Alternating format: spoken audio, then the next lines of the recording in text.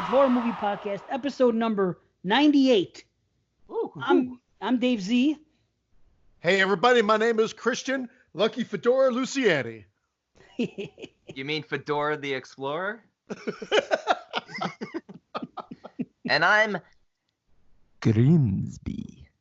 Yeah, you're getting better with that.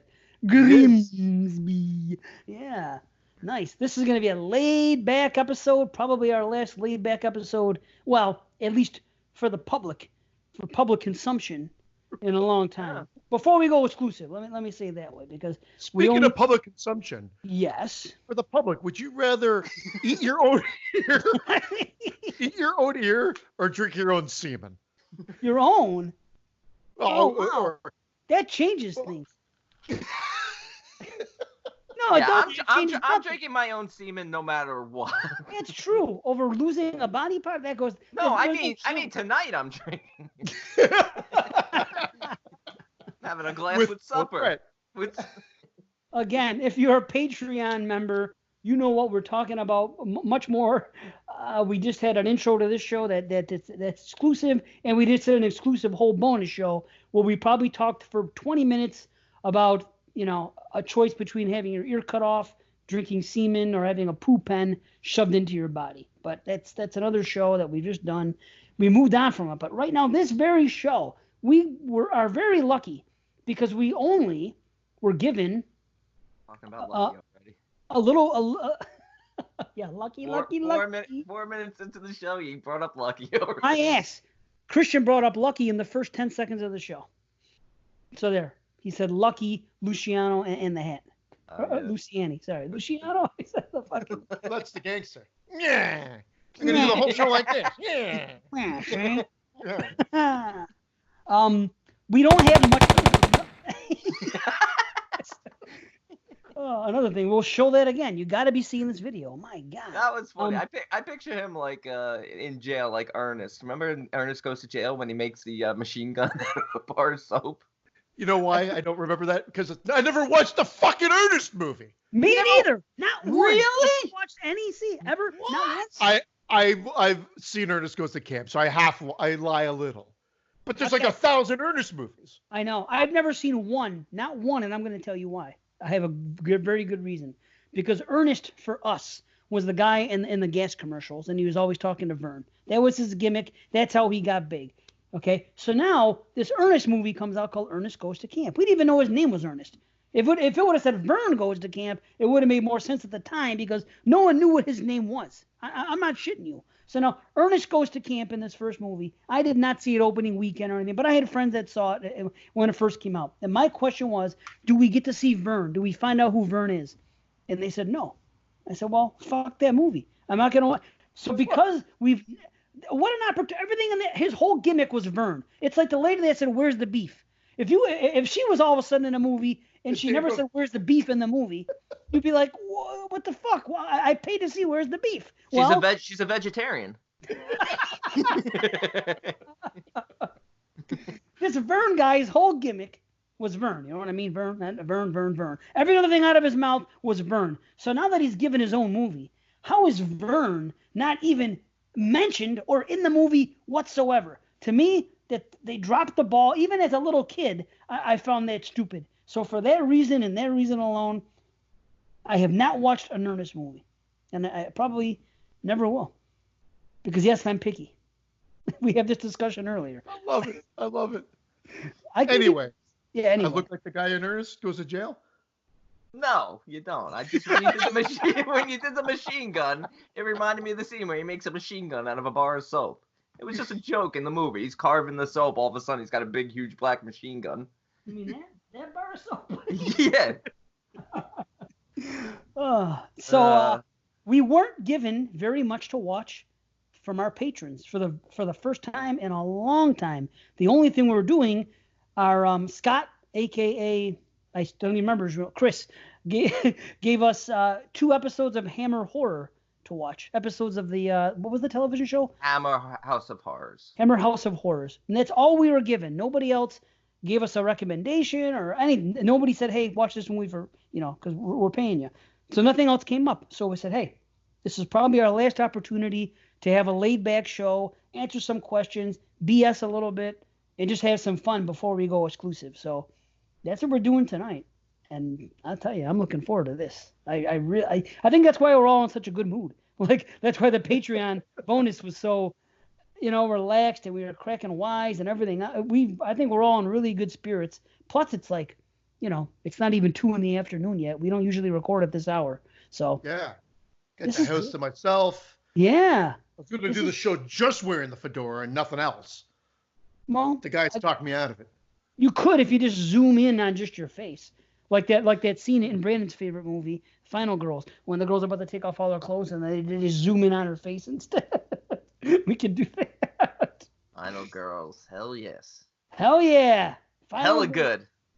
Oh boy. That was his number 1 of the decade, I bet. That shit is mint.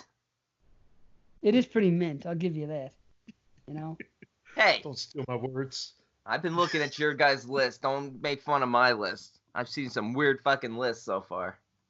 Well, you got weird fucking listeners, and there's weird fucking podcasters out there, much like us. But yeah, it's 2 episodes from now, everyone's gonna hear these. Fucking that.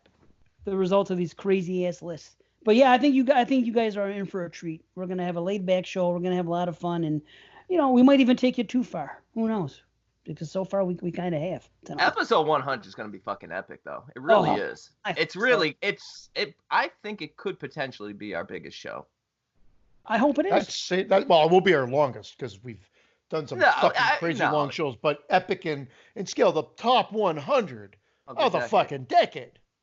There's, just from looking at these lists and seeing what's on them, like, this might be the best 10-year period in horror. Maybe. More on that. Yeah, more on that on the show, because I think I get what you're digging there.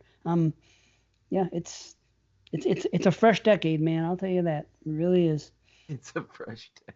Yeah, because again, if you want to create your own decade, I could possibly pick a 10-year period that Well, that's what I'm saying. I'm saying even creating your own 10-year period. It's strong. I'm looking at people's 90 to 100, and there are some really good films that people are giving 1 point, 2 points to, and it's just like, man, if you said you can only have 100 films that you can watch forever, this list is pretty representative of like probably the 100 films I'd want to have. Just that 100? So you don't want to watch? You would take those 100 from the 2010s over anything from the 70s and 80s? You're trying to tell me? I'm saying as a group of 100. Okay, of a group of 100. So if we did the 70s or the 80s or the 90s, like of course I want stuff like The Shining and The Exorcist and stuff like that, and Texas Chainsaw Massacre. But I'm saying for a decade period, including those films, you'd have a stronger 100 here, I think. I'll tell you what. I will tell you this. I don't think I can make a top 100 list of the 90s or a top 100 list of the 70s. I don't think that there are 100 movies. I don't think I could do it. And maybe shame on me for the 70s, maybe not for the 90s, because we all know about the 90s. But maybe shame on me for not being more ventured in the 70s. But I've watched a lot. But I don't know if I can think of 100 movies that are list worthy. Where I know in the 80s I could, but I might just do that for fun for myself. I might try to make a list of the top 100 movies from the 80s and then compare it side by side with the 2010s. Yeah. And then now we're talking. Yeah. I'd like to see that. And if I had to go on a desert island, what I would take. Because it's thought provoking. See, I thought about this the other day, and the reason why I said it is because I thought to myself, like, what's my love from the 80s? And it's a lot of slashers. But I don't rate them as high as these other films. But there is a certain enjoyment factor to those films, more so than maybe a more artsy film that might appear on this decade's list. I'll tell you what. It's very interesting for sure. Slashers to the 80s are found footage movies to the 2010s for me in every way, shape, or form. I love a lot of them. They were both made on the cheap and they were both trendy. But I think that I get a certain feel watching found footage movies done right, and I get a certain feel for slashers done right. I think the only difference is this. Even when slashers end up being bad, I still would have a lot more fun watching a bad slasher than a bad found footage movie. Without a doubt, without a doubt. But there's no such thing as so bad it's good. And I just had this discussion on WotC, which hasn't dropped yet. But this is truly my feelings. In the 1980s, when we rented movies, and I know I'm repeating myself to people that have heard that show, but it bears repeating, I think. When we rented movies in the 80s, 90% of the time, we were going to have a great time that night. Because even if the movie wasn't great, we would end up having fun laughing at the movie because it would have a lot of moments of so bad it's good. I don't think that exists in the 2010s. No, it doesn't. It doesn't. Right? There's just something there that it's just not there. Bad movies now are just bad movies. And it's like, I think a lot of it has to do with the characters. I think the characters in the 80s were a lot more fun to watch. Where characters in 2010s, I don't know. I just don't feel it. Well, you're also not getting together with a group of friends, going out to pick the movies, then coming back and watch them as a group of people. Now you're either, if you're going to, I mean, I'm sure people still do that, but I'm not doing that anymore. I'm watching them with my daughter, by myself, maybe with my wife here and there. Done. Occasionally with a friend at the theater. But I don't have friends over anymore to watch movies at home. And now that might be watch parties online. It's not the same fucking thing. No. It's not the same. And guess what? So that was an event. That was something that was going out, that was doing something. You might have a few drinks, whatever it may be. Well, So Bad now It's I wear Good my was, fucking fedora. So Bad It's Good was accidental back in the day, definitely. whereas today it feels like when they do it, it's forced, and you're just like, bullshit. Like, why didn't you just try to make a good movie? Yeah, exactly. It does not count. You can't try to make something so bad it's good.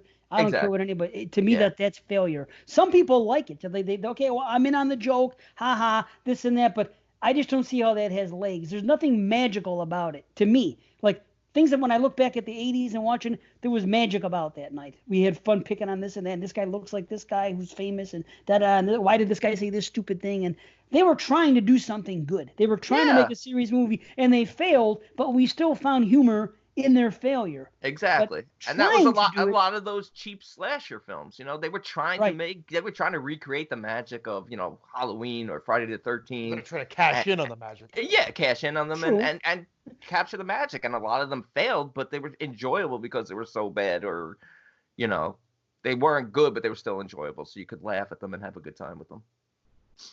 Speaking of which, there was a movie that I've rated as probably one of the worst movies I've ever seen, called The Weirdo. I may have talked about it on the show before. It's an Andy Milligan film. This movie we rented as a group of friends, watched it as a group of friends, made fun of it as a group of friends. It's always been on my list of like the worst.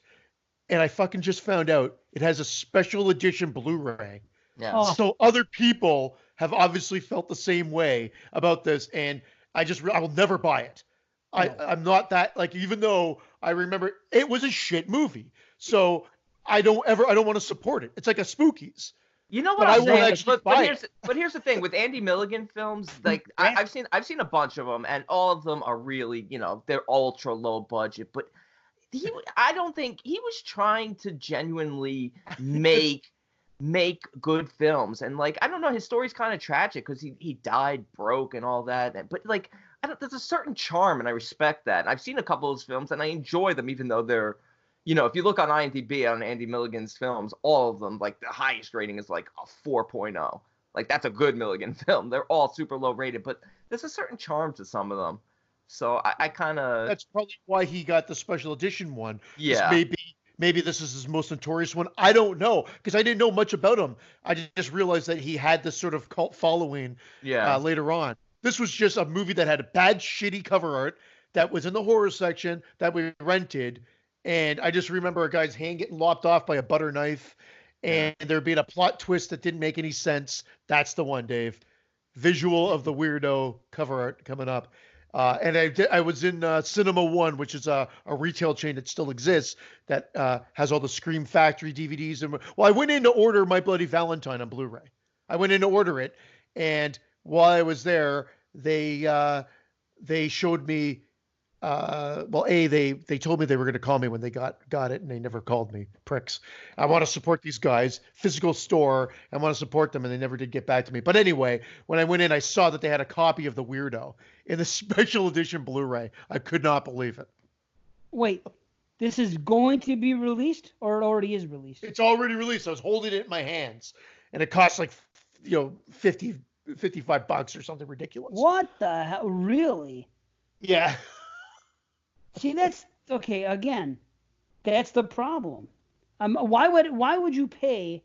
It's movies like a 4.1 on the B. Okay, why would you pay $30 or more for a Blu-ray of a movie that you know is a shitball like that? It doesn't. Again, people maybe haven't seen it, but it doesn't make sense to me why the collectors do this blindly. Because they're collectors. Yeah, I'm a collector too, but I don't collect pieces of shit. You're a collector like I am. You're a selective collector. There are collectors who just buy everything. And then there are people who might just be nostalgic, might have watched these films when they were younger, caught them and like, oh man, that was so bad, but man, I want it because I remember from my childhood. Look, I watched two of his films, Bloodthirsty Butchers, which has a 2.7 on the B, and Torture Dungeon, which has a 3.6. I watched them both last year as part of my 1,100 plus films that I watched. I enjoyed both of them, actually. They had a charm to them.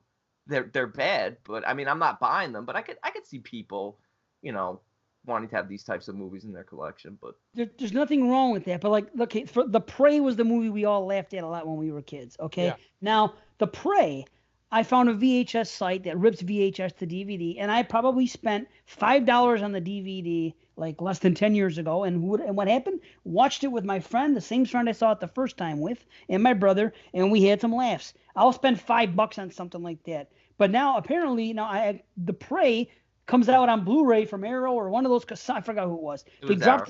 Was it okay? Yeah. It's probably like a $30 price tag. To me, that is utterly ridiculous. And people think, oh, it's a lost slasher. It's going to be great. Well, it's a fucking turd. Okay, but Unless complain. Brian Samson's loved it. Brian does love it. Didn't love it, but he liked it a lot. He does get something out of it. That's fine. I get humor. I laugh at and everything. But the thing is, I don't care that people enjoy it. You want to spend your money on whatever you spend your money on. I'm not going to say you're wrong, but I think that if people were more selective as collectors, it's freaking supply and demand. We control the market. If you blindly buy all these turds without knowing anything about them, just because it's the first time on Blue, they're going to keep raising these prices. Oh, yeah. Factory and Arrow, they're all going to keep gouging us for freaking $35 movies, and it's bullshit. People have driven up the prices because of one phrase that I fucking hate. This is the one phrase I hate. I know. Day one purchase. Oh. Why does it have to be a day? Can't you wait till the price drops? No, everyone's pre-ordering everything. And listen, I'm not going to, for the sake of Arrow, with something like My Bloody Valentine or something that comes with posters and stuff, I can't fault people for pre-ordering because that's cool. Right. Yeah. What did I say? You said Arrow, but I meant Scream. Yeah, with the posters, but everybody is always, whenever they see a movie that they're excited about, day one buy, pre-order, $34.95. Are you kidding me? Come on. Yeah. The prices have only gone up. There's only a certain handful of movies. I even got when My Bloody came out, I'm like, I'm only going to get it if it makes sense price-wise. Otherwise, I'm not even going to look at it. And then they said, I'm not even going to get into it because I got all pissed off because there's supposed to be 2 copies that came in and whatever. But I stand corrected. The Weirdo was like $33. That's ridiculous. The thought process went through my head, Brandon. There was a split second there that said, I remember this movie. Maybe I should get it because it was actually put on a pedestal of being one of the worst. Yeah. So maybe I deserve to have it in my collection as having that distinction. I said, fuck that. Right. Then I came to my senses. I said, fuck that. Right. If you're made of money, I guess, fine. If you want to do that. But I mean, it's like, for what reason? Like, I won't even spend $30 on a 4K of Joker. You know what I mean? I'm not going to do it. I just got Joker for $17 because I'm a smart shopper and I know how to do it. I'm a selective collector. The 4K. I know how to do it. I just wish that people would just control themselves and not act like children and say, "Oh, I gotta have it now." It's like getting the catalog when you're a kid and say, "Oh, Mom, let's go to the store right now. This video game is out. You gotta get it right." Just if you play the damn market, let the price drop. Arrow has sales a couple times a year. Scream has sales. If they have an overstock on things, they will sell them cheaper. And the Scream sales are ridiculous now because the prices are what they used to be normally. But that's when I gotta wait for it. I gotta wait to pick up My Bloody Valentine on sale for $27. Like Come on. that used to be the original retail price. Yeah, That used to be. It's so crazy, but I haven't bought a movie in a year. Oh, I bought movies. I bought My Bloody Valentine, and I got Candyman. I did spend money on the ones. I'll do it a couple times a year for something special like that. But their first time to blue or a big remaster, and maybe I do want the poster. It does, and I did it for Creepshow. Okay, so I've done it a few times, but I don't do it every release. And if Arrow or freaking Vinegar Syndrome or somebody puts out something like, I'm not going to do it for The Prey, and I'm not going to do it for these movies. I'm just not. It doesn't make sense to me. Spookies and shit like that. Let the price drop. I don't know what's worse, that or the freaking T-shirts. I have a real problem with the T-shirt companies with $27 plus being the price for a T-shirt now. And people don't have a problem spending that kind of money, and it frustrates me. T-shirts are not worth that kind of money. No, T-shirts should be $15. And dude, right. I have a price limit that you just say, this is all I'm going to do. Like for everything, like parking. Yep. I hate going to Toronto to park. If I have to personally park in Toronto, it pains me because it's $20 or $30, typically $30. Yeah, just instantly it's $30. It's like the minimum. I'm like, no. 5 to 10 is like my range that I want to. That makes. I don't want to pay it, but that at least makes sense from a parking standpoint. T-shirt, same thing. You put a price point, nothing over 20, nothing. I agree, Brandon. 15 sounds like it should be right. Yeah, but I'll put that difference in price. Movies, same thing. Like I used to spend, but I used to be an idiot. I used to spend on Laserdiscs. The Bound, I told you, I've talked about them on this fucking show numerous times. The Platoon, it was like bounded like it was a journal, and it had the whole script at the front. It was like $150. Phantasm was like 110. But like you thought at that point, you thought you're getting something because it was packaged and whatever. Like this is when special editions were not the norm. Yeah. Now they've become more the norm, and now like 30-something bucks seems fucking reasonable. Dude, everything's a special edition now, and there's nothing special about them anymore. That's the problem. And Blu-rays here's the deal. A lot of them suck. A lot of them, and someone, what's his name? James Rolfe, the angry video game nerd, recently made this video, and people were up in arms because he was saying how Blu-rays suck because of this, and this. And for the most part, he was misinformed because he was talking about regular Blu-rays, like, not horror movie specific and not collector's edition of stuff we want. Good collector's editions that come from Scream and that come from Arrow, they come with bonus material. Yeah. They come with a documentary or two, and they come with things we haven't heard before, or first-time commentaries, or things like that. And that stuff is great. That I do not mind, but a lot of modern Blu-rays for, regular stuff that comes to the theater that isn't horror, they do suck. I'm not talking about visually and the sound, but I mean the physical media aspect of it sucks to the point where there's no bonus anymore. It comes with a trailer. There's no bonus to anything. There's no commentaries. They're taking away more and more. And where on DVD, that used to be a selling point. Buy this DVD to get this. So I will meet him halfway. He was full of shit when he's talking about, certain things, because we as collectors know that some of the stuff is worth it that comes with all the bonus stuff. Like I have so many freaking Blu-rays here. I've decided one day for a month I'm just gonna sit down and not watch any movies that month and just watch all the bonus stuff and the documentaries that I never watched on those Blu-rays. Otherwise it's going to waste, because there's a lot of good documentaries. Yeah. Site location. There's tons of shit. Watch them. I mean, you're paying good money. You get that.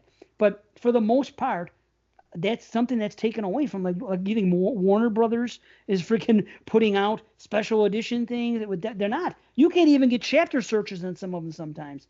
It's crazy. And a lot of them don't have the resume feature. Not all DVDs, most DVDs, if you stopped your DVD in the middle and shut your TV off and you came back on and you press play, it would resume. Blu-rays, I'd say only 25% of them do it, which I don't get. I hate that. I hate it too. The technology should be better. So that is a legitimate complaint about Blu-rays. And when Scream Factory first came out, I was one of the few people that had something to complain about. Even though I was happy that Halloween 2 and 3, they re-released them for the first. This is the early days of Scream Factory. And nobody knew. Everyone was so happy to have them, as was I. But nobody noticed that there was no chapters on it. So put in your Scream Factory original Halloween 2 or Halloween 3 and try to do a chapter, you can't do it. There were no chapters on that thing. So you had to shut it off. What? Yeah. That's crazy. I know it is, but nobody cared because they were so jazzed about having the new artwork and everything else, and it's the first time it's come to Blue, and it's an independent company, a couple documentaries. I get that, but I remember watching it that first Halloween, and I want to watch 2 and 3 because they were newer, and I'm watching them, and something happened, and I had something happen, and I wanted to go back and go to a chapter, do something for some, and I go, wait a minute, there's not even a freaking chapter search on these Blu-rays. What kind of shit's this? Nobody seemed to notice that. See, you guys didn't even know until I brought it up now. So I never had those releases, but that would have angered me. Yeah, it was frustrating, but anyway, I don't know how we got on all that, but I'm glad we have. This is laid back. Right on. I'm glad we have what we have, though. No, I mean we have all these things coming. Just I wish people were smarter, a little more selective about what they purchase because they're just going to continue to gouge. When they purchase, especially, it's like slow down. You don't have to pay those high prices. You're probably not going to watch it. You're probably going to get it, and you're going to freaking not even take it out of the wrapper and put it on your shelf, and it's going to sit there for 6 months. And we've all done it. I went through, because my wife wanted to bring up some, she was like, let's display some movies back up here. I went back, and I found out there was like a handful of Blu-rays that I hadn't even opened yet. So I used to do that, too, and I made it a point of, not only did I sell off a huge part of my collection, and I only collect physical media horror now for the most part, unless there's like a movie that I really love, but for the most part it's strictly 99% horror. But I went back and I opened everything that was unopened. I was like, it took me like hours of me literally opening movies. I have made it through most of my collection. I would say I've seen 85% of the movies in my collection. Still have a lot to see, but I'm not as bad as I used to be, because I used to just buy everything. Yeah, you just get it. I just want to have a huge collection. Like, no, quality over quantity. I did that well before I knew about anybody videotaping their rooms and this, that, and the other thing. Like I did that with VHS, like we probably all did. I did that with Laserdisc, like I've talked about, and I did that with DVD. Then, like Brandon, I sold off a shitload of DVDs before I realized, well, I can make videos and people would actually watch me showcasing my fucking wall of DVDs. Are you fucking nuts? It's the show me generation. Yeah. It's the look at me generation. Hey, I like to look at my collection. It's not a huge collection for somebody who's been collecting 20 plus years now since DVDs came out. It's not a huge collection. I like to look at it, but I don't think I've ever showed it. Occasionally I might take a picture and just like send it to the group chat. Yeah. Take a dick pic to scale. Want to know something funny? My daughter, 13 years old, says something. I'm coming down my stairs, and I have my posters lined up in such a way that I'm coming down the stairs into my basement, my horror room, that it's like an ascending thing. So one's here and one's here. It looks nice. I got 5 on this side, I got 2 on this side, and then I got the whole freaking thing decorated with all these posters I have. So I noticed that the ones that have dark backgrounds, you can't see the detail as much because the light in the hallway isn't anywhere near as bright as it is down here. So there I am switching around. So I'm going to put the ones that have a white background here going down to look better so you can see these better, and put this over here. So I'm doing all these things, and I'm going back, and I do occasionally like to switch things around. I move the posters around. They don't always stay in the same spot all the time. I rotate them. So I was doing something. She goes, well, what are you doing? Because she hangs out down here a lot when I'm watching stuff upstairs, and I'm doing this poster thing. I said, well, I told her what I just told you. And then she's like, Dad, nobody comes down here but you. And she had a point. I said, I know what you're saying, but I want to have it a certain way. But it's funny that a kid, can have that. Well, nobody sees it but you. What are you so worried about? Your collection being this and that, and this poster being in this order, and this, that, the other thing. You're right. Though. You know what though? I think the same way though. I think one day, when I have my own horror room where I could just set up my shelves nicely, to put up posters and stuff. I have no interest in showing it off to other people. It's literally just for me. Right. I do like to show it to someone that's interested. Like if my friend comes over, my friend Scott. Yeah, absolutely. I'll say, Scott, come down here and check it out. I got more posters, and because he'll be able to look at the posters and appreciate. Oh, I remember that from the VHS days, and that's a cool. Suck me off in front of this Halloween poster. You want to drink my semen or cut off my ear? It's your only option tonight, Scott. Pick one. Pick a poster and pick an ear.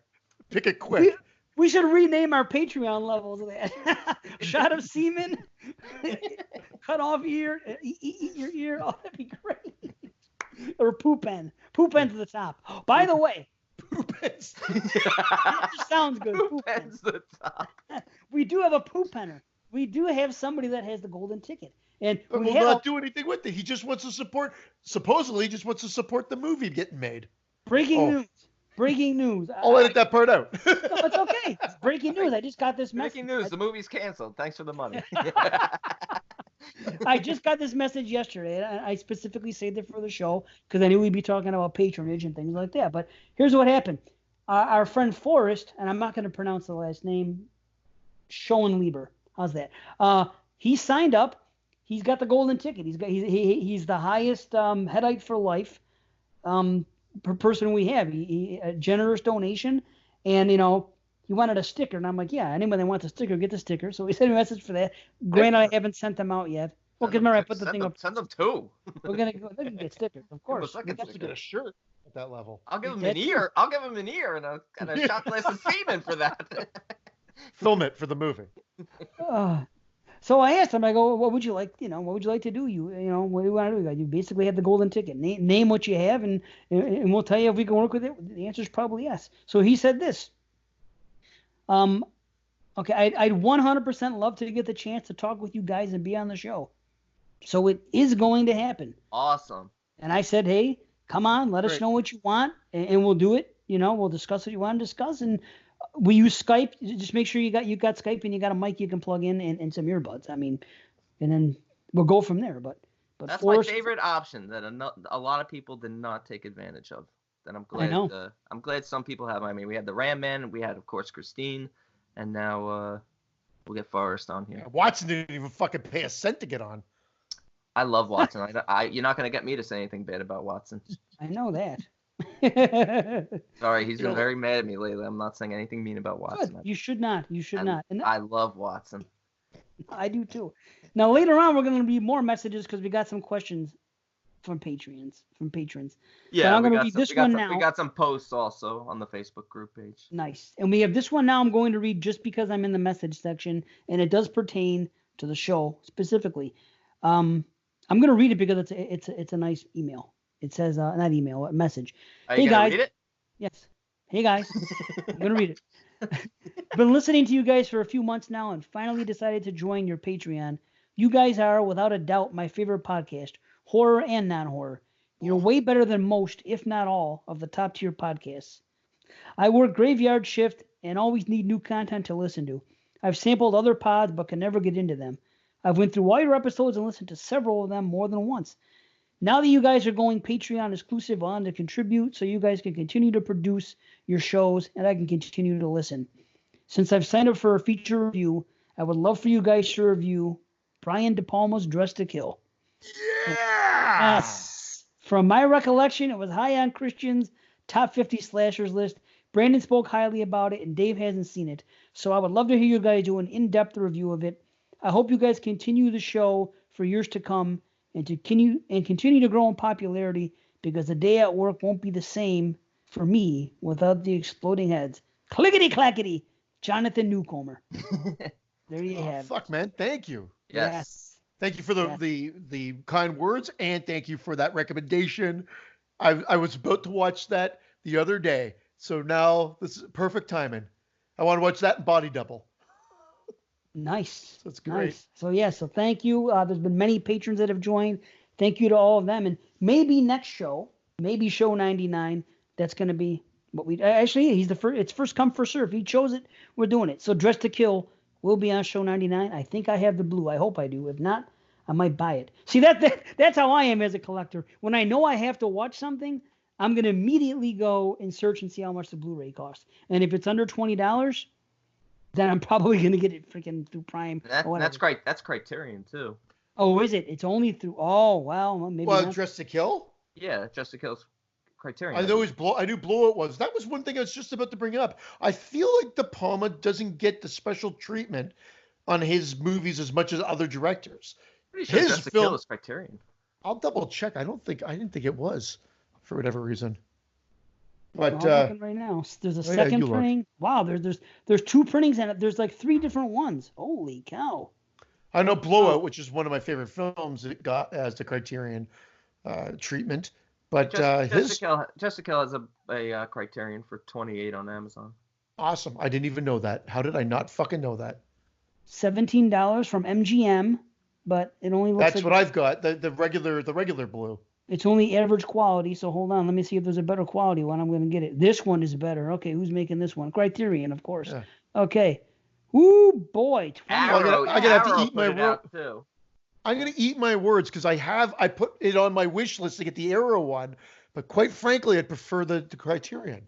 Yeah, I like Criterion, but yeah, I don't own enough Criterions, but they were around like sales. The Criterion sales when they have them. They mark all the Blu-rays down to $20 to $19.99, which is fair for them. They've never put out a non-quality release. Man, I gotta see if there is a sale because it's $28. So, yeah. But then again, I may already own it. I gotta look it up and see. That's why I got this handy dandy movie thing. Dress to Kill. Let's see if I have it. I don't know.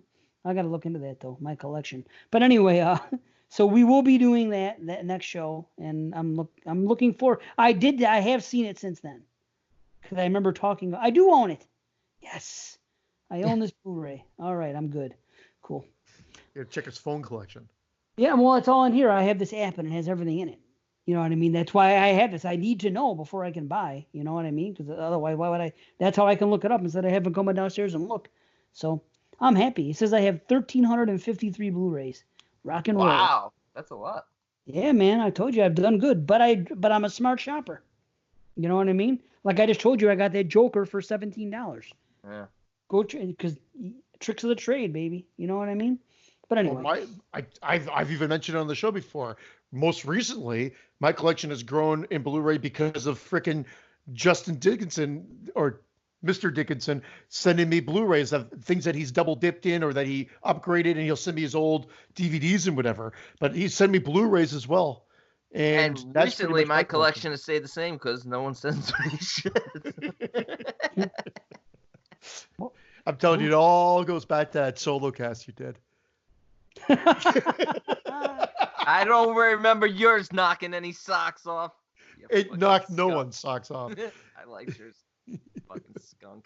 None of them did, but it's okay. You listened to it beforehand and you're like, I'm going to put this out. I blame you for putting it out.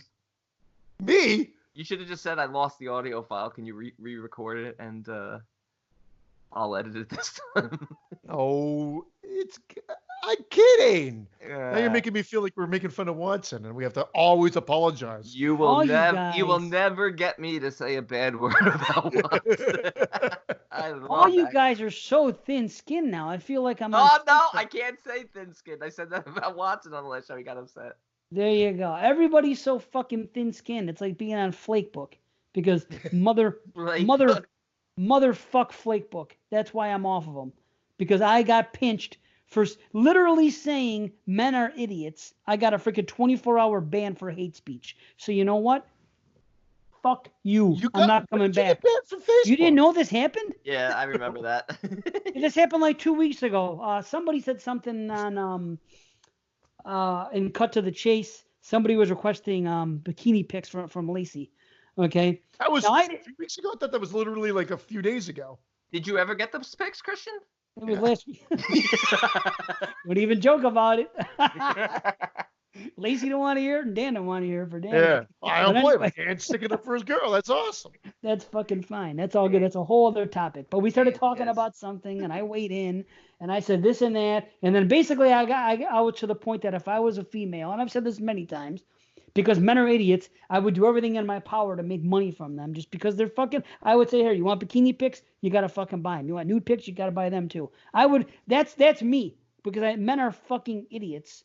See, I'll say it again. I am a man, and I have done things that are idiotic towards females. I've been played by women. I'm not too proud to say that I have been taken advantage of by more than one female in my life. I'm sorry. I've had a lot of fun with women.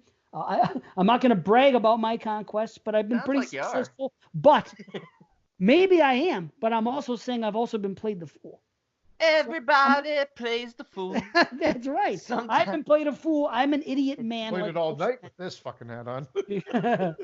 Because we were given too much of the fucking of chemical X. That's what I say all the time. Men were given too much of that chemical X, and it's always on our mind is sex, and it sucks. But so we're fools. So smart women can really do themselves a favor by taking advantage of that and making money. So that's basically what I was saying. I said men are idiots. If I would do this, I would be a cam girl. I would make money off their dumb asses and make extra money just for basically doing nothing if I could. So I said something about that. Boom, banned for 24 hours for fucking calling men. Who reported you? Facebook themselves sees things and they declare it as going against their community standards. My God. You know, I have a whole anti-Russian page. Well, I don't know what to tell you. I love you, Ruskies. I love him too. I can even sing the Russian national anthem. Vodka slurping pricks. Oh, I love you borscht-eating motherfuckers. Back in the USSR, absolutely. So no, yeah. I got banned. They kicked me off for 24 hours just for saying men are idiots. Like that is hate speech. I bet you it was a woman who kicked you off. If that's considered fucking hate speech. I bet you her name was Watson. That's the bottom line, though. You can't do anything anymore, and I'm pissed off. So not only did they kick me off for 24 hours, I said, fuck you. I'm not coming back then. That's the way it is. I will come back after episode 100 for our private page. You know what I mean? For the patrons, because then we can talk. But everything else, I'm sorry. I can't take part in it. They're freaking almost never post, and that's why I've never had an issue with it, because I don't get involved, because I not only believe that men are idiots, I believe that all humans are pretty much idiots. And that's why I don't get involved. I'm just like, you know what? It's fine. I like the small group that we interact with. And I certainly am looking forward to Patreon only. Right. And this is cut to the chase. There's not a whole lot of us there, but we're there and we're friends there and everything else. And I didn't mean anything by anything. I just came on and said something. And, Lacey said something. Someone else piped in. Emma said something. And they knew I was joking, but they still made a point. Would you be mad, if somebody asked for unsolicited pictures of your wife? And I said, and I understand why other people think the way they do. The guy came out of nowhere and he asked Lacey for bikini pics, which, okay, it's probably not the smartest thing to do. Would it upset me that much? No, I would just say, very funny, move on. You know what I mean? But I understand everybody's different. And then someone said, what if someone did that to your wife? And I say, well, number one, I would take it as a compliment because they thought my wife was attractive enough to see the pictures. And number two, I would say, yes, you can have them, but you got to pay me something. And that's the way it is. And my wife would be cool with it because my wife is like me. She is she's a player. She's fucking nuts. If you're going to make money, if you're going to do shit, money is what it is. You know what I mean? Whatever. I'd let my wife be a stripper if she wanted to. I would be a stripper if I could. I don't care. I'm loosey-goosey. I'm laid back about that shit, man. I don't care. I understand why other people feel differently. And I understand why Dan might get angry about it and message him and threaten him and all.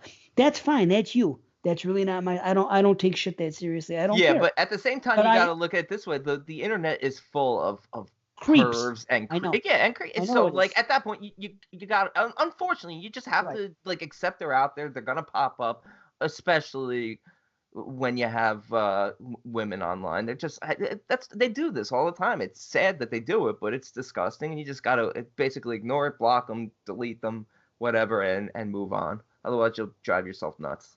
Yeah, that's a whole other thing, but anyway, that's what it is. So I'm not coming back. I'm gonna come back after show 100 to see. I'm gonna start stripping after show 100. I wish I could strip now. I'm off then. I'll be taking off the internet. I would strip now. I would show pictures of my dick if people gave me enough money. I don't care. I do not care. But that's me. I realize not everybody is like me. Just like I said, I don't care what you do with my body when I'm dead either. I just don't care. Dead is dead. I got the ears. Take the fucking ears. Eat them. I don't care. Do what you want to do. I'm eating your semen. I don't care. I don't take myself that seriously. I don't take life that seriously. I just don't. I want to be laid back. I want to have fun and just it is what it is. But Facebook with those rules, I mean, come on. How flaky is society that I can't say men are idiots without it being considered hate speech. I don't get it, but at least make it hateful, God damn it. Right. Next time, I feel bad. I didn't really do some hate speech. I feel really bad. I didn't do some hate. Yeah, if I'm gonna do the crime, if I'm gonna do the time, I want to do the damn crime. It's like a woman breaking up with you because she's convinced you cheated on her when you didn't. You know, I'm like, fuck. I wish I would have cheated on you then. If that's the case, then I could have at least had fun, and now you got a good reason to dump me. But you know, that's it is. That's like I had a girl fuck her friend on principle.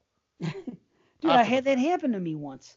You know what I'm saying? I had a girl think I was doing something, and I wasn't. And that's what I told her. I'm like, shit. I wish I did do it now, because now I'm not. Now it would have been worth it. But anyway. Worth it. You know on that note, let's review one of these episodes of Hammer Horror. Hammer House of Horror. Indeed. Let's do it. Indeed. What's first, B? Go ahead. Let's do them.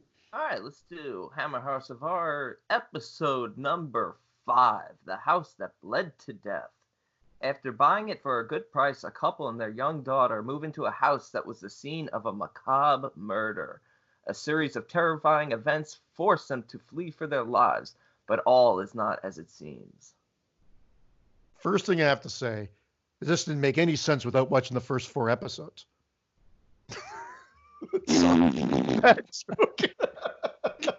That was fucking terrible. I'm sorry. I don't care. That was a you joke, actually. That was a me joke, and it took a minute to process. I'm like, wait, was I supposed to watch it? Could you imagine? It was all leading up to that. Yeah. That would have been actually cool, because in this one, there could have been a past. We could have seen more about the past. They could have explored the past of that house, and they could have, but then it would have given away ultimately where we went, which is really, for me, what lifted this one up for me was the reveal, because I did not see that coming whatsoever, and I don't know if I've ever seen that done in a movie. But the birthday party scene? The birthday party scene is awesome, but I don't think I've ever seen that reveal either. The way it ended. That was really cool. Oh, yeah. Dude, that came out of left field. That raised it for me. I was like, it was good. The birthday party scene raised it. I thought that was something you never see in a film either, as much either, to be honest. Yeah, that was cool. You're right about that. Yeah. Get like a double whammy. Yep. Yeah, that was definitely cool. Yeah, that was really good, definitely. But I'm going to say one thing. Did she or did she not, when this episode started, and you realize they're moving into a place, we've been around the block. We have to assume that this house is going to be haunted. They're shopping for this house. They're going in. They're talking to this guy, which I guess is the realtor. But that's something that kind of confuses me, because it seems like he has a lot more power than I thought. But anyway, we'll get to that later. That was his name, Mr. Powers. It's true. That was. Yeah.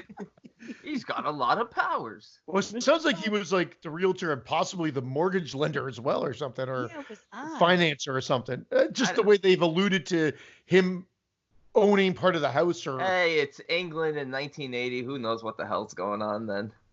It was weird, because they even said, he even said to him when he met with him later, he goes, the house is as much yours as it is ours, or something. Thinking, what is he talking about? But anyway, in the beginning when they're doing it, did this not immediately remind you guys of Amityville Horror? Because that girl looked just like Margot Kidder.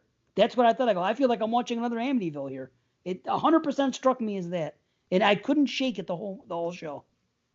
I didn't get that, to be honest. Wow. Yeah.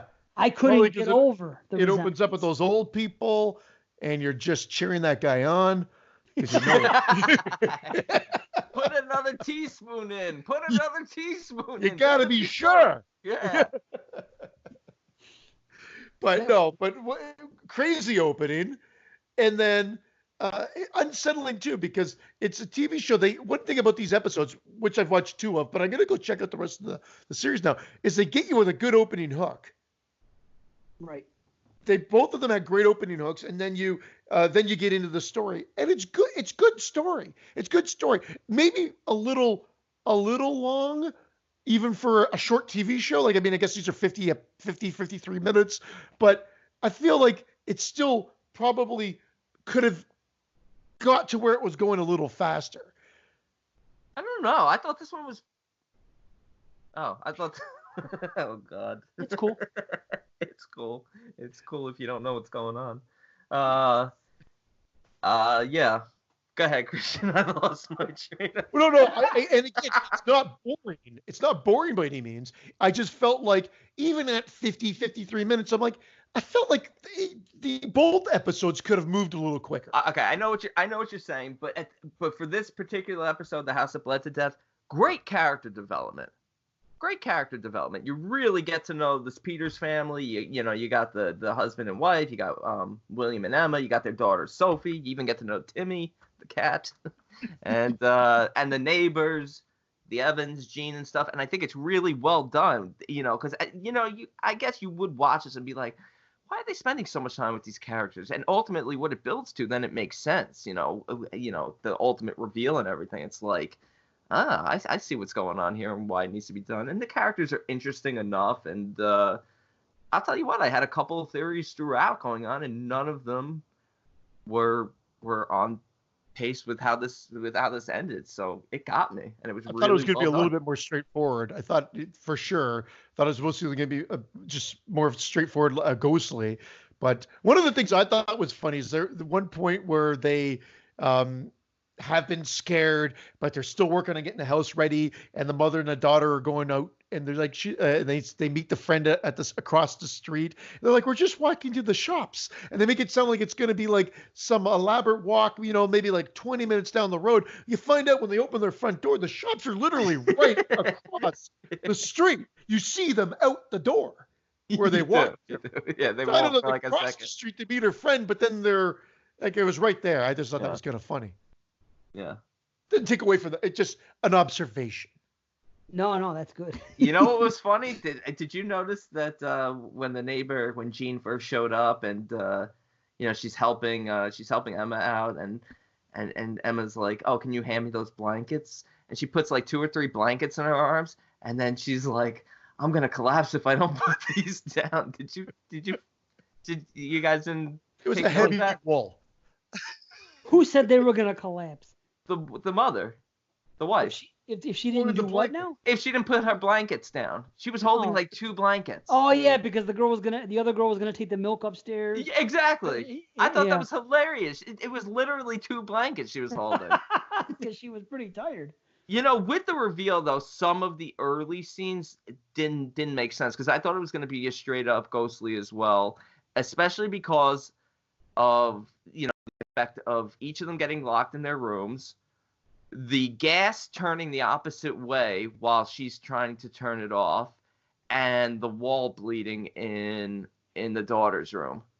That's I still ultimately where it goes. I just can't see how it played out and was covered up so quickly because then all of a sudden it's not blood, it's rust. I'll tell you why. It is revealed at the end. But the thing about blood and rust, that could easily be a child's active imagination. You know what I mean? That I could see. But that's a passable enough excuse to me that a kid could see that and be scared and think it's blood or say it's blood. You know what I mean? But the other stuff, it is revealed. She said, I didn't know what you were going to do. No, I know that, but I still don't understand how he would have controlled that from a different room. I guess it is a little bit of a cheat. The pipe snaps off, and you see the knob turning the opposite direction. Almost like there's a ghost in the room turning it on while she's trying to turn it off. But yeah, no, you are right about like the explanation at the end, which I thought was actually cool to do that. So like she had no clue. But then again, I was like, did they have to go? Did it have to include the cat? That's what I was thinking about. That's what pissed me off. Yeah, that's why I was glad it ended the way it ended. Exactly, me too. I was like, okay, like I get why you did it, but that was just too far. Well, you're right about the gas too. Like the gas doesn't make any sense then. Like they're talking about the gas leak. It's weird. I don't want to ruin it because I actually really enjoyed this episode. No, I don't want to ruin it either. I agree. But then we've got to we may have to go into spoilers. Now, this show is available on Tubi. I thought it was Prime that it was on, so I went to my Prime account. It's on both. It's not on Prime. Canadian. It wasn't on Canadian Prime. That's it. So then I got all freaked out. Prime. So Brandon saved the day telling me it was on Tubi because I could not find these fuckers anywhere else. And so I was very happy to find it on Tubi. And I think we may have to spoil the ending at one point maybe not right yet, but I think it's worth discussing very quickly because I took it one way, but now I know exactly as you guys are saying what you're saying. I'm like, holy shit, that was all something else. So now I need to almost talk about it. Also, the birthday party scene, for that matter, the whole gift wrapped sword. Like well, that's easy to explain now. Now we know where it came from. Well, we know where it came from, but like, how did it get slipped in there? Because it was just anyone could have done that. Why not? Everyone was bringing their gifts up to Sophie. Oh, you don't think she had any gifts that day? You know how easy it is to in a bunch of gifts to throw another one in there while kids are playing and everything else? My Darren would. That mother was so quick to throw her son under the bus. Right? That is funny. Yeah, but think about it. That would be easy to do, I think. You got a house full of people. You got kids doing what kids do. You got adults talking and BS, and they haven't seen each other in a while. That guy could have done whatever he had to do. Dude, that scene, that was tense because I don't know if you thought this, but for a second, given the backstory, I thought when they were all starting to drink tea and stuff, or milk or whatever they were drinking from the teacups, I thought the kids were going to be poisoned. Like Jonestown? Yeah, well, that was what I was seeing. That's what I was seeing happen. Wow. I was like, oh my god, they're gonna poison all these kids because at that point. No, it even becomes cooler. Yeah, but who would poison the kids? The ghost, because that was the ghost. He poisoned the wife, and I'm just assuming at this point it's the spirit of them. I'm thinking, okay, so the kids are gonna be poisoned. Oh my god, because they're drinking from their little teacups, and then the pipe breaks, and I'm like, oh my god, this is awesome. Man, I never thought about that, but that's cool. Here's the funniest part, though. When he grabbed that woman and told her to get out, and freaking totally manhandled her. Yeah, he just met her like a week or whatever ago. Some other guy's wife lives across the street from. He's like, get out! And he grabs her and throws her into that freaking staircase. I feel like it was supposed to be longer than that. I feel like you're supposed to think that they've been there for a few more months or something like that. Well, there was a passage of time because he even says like, oh, nothing had happened for a while, and all of a sudden you show up again. Well, wasn't it 3 years later for the end scene? No, the end scene. He throws the girl out. Yeah, it's only when like they came over and the hand was in the fridge and he says, everything's been fine since you haven't been. But they had only hung out like maybe 2 or 3 times. So you're gonna grab a neighbor woman? I mean, you don't do that to any woman. But this is back in the 80s when you could abuse women. This is. It was like a few weeks later. It was like a few weeks later, I believe. I just found it so funny. He throws her into the freaking staircase. I'm like, why not? You could have just said, hey, raise your voice. Get out of my house. You know what I mean? Right. You don't have to grab the woman. It just. I'm like, wow. I really want to talk about this ending now. Well, what do we do? Do you want to rate and just, or do you just want to warn people? Hey, we're going into spoilers. I suppose we could. I suppose. Well, I need to be sure because I actually didn't think what you were thinking until you guys are talking, and now I'm like, wait, even though we haven't said anything, I could tell by what you're saying now that it was all, I thought they moved out and it was all, okay, we are going to spoilers, just to be clear for everybody there. I am anyway. So you're saying it was just an insurance scam and they got $1 million out of it? It's basically what people, this is basically a play on the Amityville Horror. It's basically what people say that talk negatively about the Warrens and the Lutzes and the Amityville Horror, that the whole thing was a setup from the beginning. There was going to be writing a book. Maybe it would lead to a movie, and that's precisely what happened, and they got paid. Yeah. So they knew that there was a murder in that place. They knew a murder had taken place. Apparently, it was some horrific thing that happened. So they said, okay, let's take that and spin a ghost story out of it. You go into this house where somebody was murdered. No one's been able to sell this house for the longest time. So we'll bring you in. Too? That's the weird part. He wrote the book. He wrote the book. And he wrote the book. So he's a mortgage lender, a real estate agent, and a writer. Yeah. So they're cashing in. It was his idea, and they basically got involved, and were making money together. I thought it was really. The girl was possessed. Maybe the girl was possessed then at the end, and there was a ghostly part that. No. Maybe. No, you're saying no. Well, no. Why did she take the knife to her fucking dad then? Because she was a young kid who was tormented by what he did. Right. Okay. And he killed the cat. It's even foreshadowed when 3 years earlier, when she's laying in bed and she pulls the arm off her doll, the doll shrieks and she smiles. You could see like everything that's happening now is affecting her. You're only seeing what's happening to the mother breaking down because she's getting scared every time something's happening. But you kept the knitting needle shit and everything else from the woman before. Yeah. Everything that scared her. That's why everything that scared her. That makes sense. All the props I took it used. that I thought maybe they were giving you one other thing, like it was insurance thing, but then no, she was affected by it. But you're right, she's reading the book, so that's just bringing her back. She's reading the book, but more than that, she sees the picture of Timmy. That's what happens. She sees the picture of Timmy, and it flashes every time someone saw a picture of that cat. Drink it, Timmy. No, I just did. Right. I'm gonna fly that. I'm gonna put that across the screen there. Perfect. Anytime somebody saw a picture of that cat, something happened. Well, not a picture, but even the woman passed out when she saw the veal at the store, and she passed out. Remember, she saw the veal Amoy. Wasn't it veal? Because they got liver, veal. Hey, Timmy. I'll take that, Timmy. That poor cat. Why would you? Whatever. Yeah, no, that was it was still too. It was. He still wouldn't have drank piss. Who would have drank piss? The dad wouldn't have drank the piss. He would have cut the cat's ear off. That's or right. Or its throat. That's a shame. Do that to some cat and some little girl. Oh, awful. But yeah, what B said, it does. The stuff that happened in the movie was just done for plot convenience. Upon further review, it doesn't make sense that those things would happen. You're right, but that's. So what are those kids complaining about them? They're getting covered with rust, or are they getting covered with blood? And if they're getting covered with blood, what blood? And like pig's blood, maybe cat's blood. Didn't have forensics back in the day.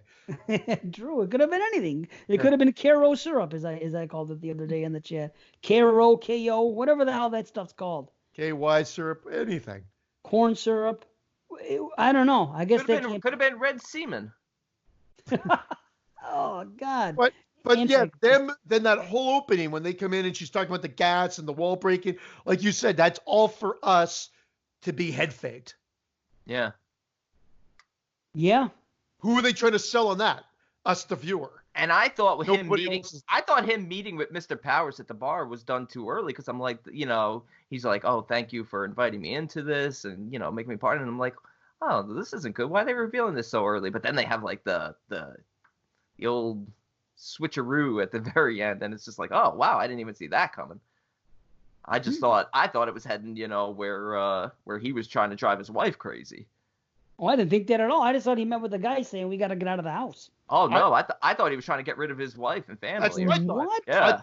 I thought they were planning it like he was somehow responsible for the first one, and it was almost like a culty thing because that guy's very like he looks like he could be a cult guy. And then I thought maybe there was something that this house brought on that the husband had to kill the wife. That's where I thought it was going. To be honest. Wow, I didn't catch any of that. Holy cow. I just thought he was talking to the guy saying, we got to get out of this house or there's issues going on. And he's like, what can we do? All our money's tied up into it or something. Just like the Amityville Horror. Same type of thing. I'm actually really surprised this only lasted one season. It had like the guts to be a Twilight Zone. Right. Where did it air? It had to have aired in the UK, right? 1 year though, 1980. Isn't that weird? And there were no real anthologies in 1980. You're right. I'm really, and they were, they're a big name. You would think that it would have lasted. Yeah, that's strange. And they're well produced. Yeah. They all of the episodes, even though they're the more modern, they've got that Hammer kind of atmosphere to them. I don't know. It's the film stock, what they use. And the next one, even like with getting into like, it kind of has like a mansion in it and whatever. So it just feels like the Hammer that we've talked about in previous episodes. But yeah. And it was 1980 when horror was sort of becoming hot. Yeah, I feel you. Yeah. Isn't that weird that when horror was hot, you can't really think about an anthology happening at that time? And you couldn't do this. You couldn't do an episode like this today either because of the way they just disappeared off the map. I thought that was kind of creepy and cool. Yeah. Yeah, you're right. Because when they show up when Jean shows up at the hospital, It's like, oh, they weren't even married, and that's taboo, and then they just vanished. And it's pretty cool, man. It was a pretty good episode. I guess we should rate it and move on to the next, no? Absolutely. Yeah. Again, 8 out of 10. It was solid. It was good. I like nothing inherently wrong with it. I just felt like even 50 minutes, this one was a bit better. The next one I have a little bit more of a problem with. The next one I thought it needed to move a bit faster to get to where it needed to go. This one I was okay with, and I want to check out the rest of the episodes. I think was there 10 or 12? 13. Okay, lucky 13. Nice. I'll watch them all. Brandon is frozen on my screen, so it was even creepier that 13 popped out of his mouth for a second. Wow. Anyway. Yeah, 8 out of 10 for me too. Super solid episode. Right on. For me, 7.5. So. Ooh. Yeah, I know. Favorable. It was a 7. It got boosted up at that reveal at the end. Nice. Yeah, man. I was like, oh wow, that's cool. So, but yeah, I'm in agreement here. I definitely will watch the rest of them. For sure. Cool. So, yeah, me too. I guess we can bang the next one out and then. Yeah, then we can do some questions and stuff like that. All right, so the next episode is Children of the Full Moon. A husband and wife head off on holiday to the West Country but get stranded. They find sanctuary at a house in the woods where a woman cares for a number of children. The husband believes to be werewolves. Oh, I read that weird. After an accident, he wakes up in a hospital to be told the werewolf children were all a dream. However, his now pregnant wife has changed, developing a taste for raw steak, among other things. Anybody get vibes of The Howling with this?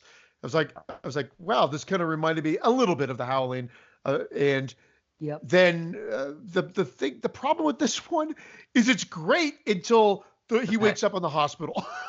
I think I didn't like it. I wish it ended or just extended from that scene, but then you wouldn't have had the whole pregnancy part of it and everything else, and ultimately, I guess, where they wanted it to play out. But I thought it was great from them taking that trip and the car going all fucking nuts, a little weird, but going nuts, and them arriving at the house, and then you think he's gonna die, which he doesn't, and they run back, and I thought all that was awesome, only for her to kind of get spooked and attacked, and him to fall down, and then wake up and think it was all a dream, and that's where it loses me. I didn't mind that whole twist, and then him going back to reality, and the slow sort of build of him sort of realizing that this isn't a dream, and seeing the behaviors and things changing and understanding that, hey, this happened. But it just fell super flat in that ending. The last 5 minutes was just a huge letdown.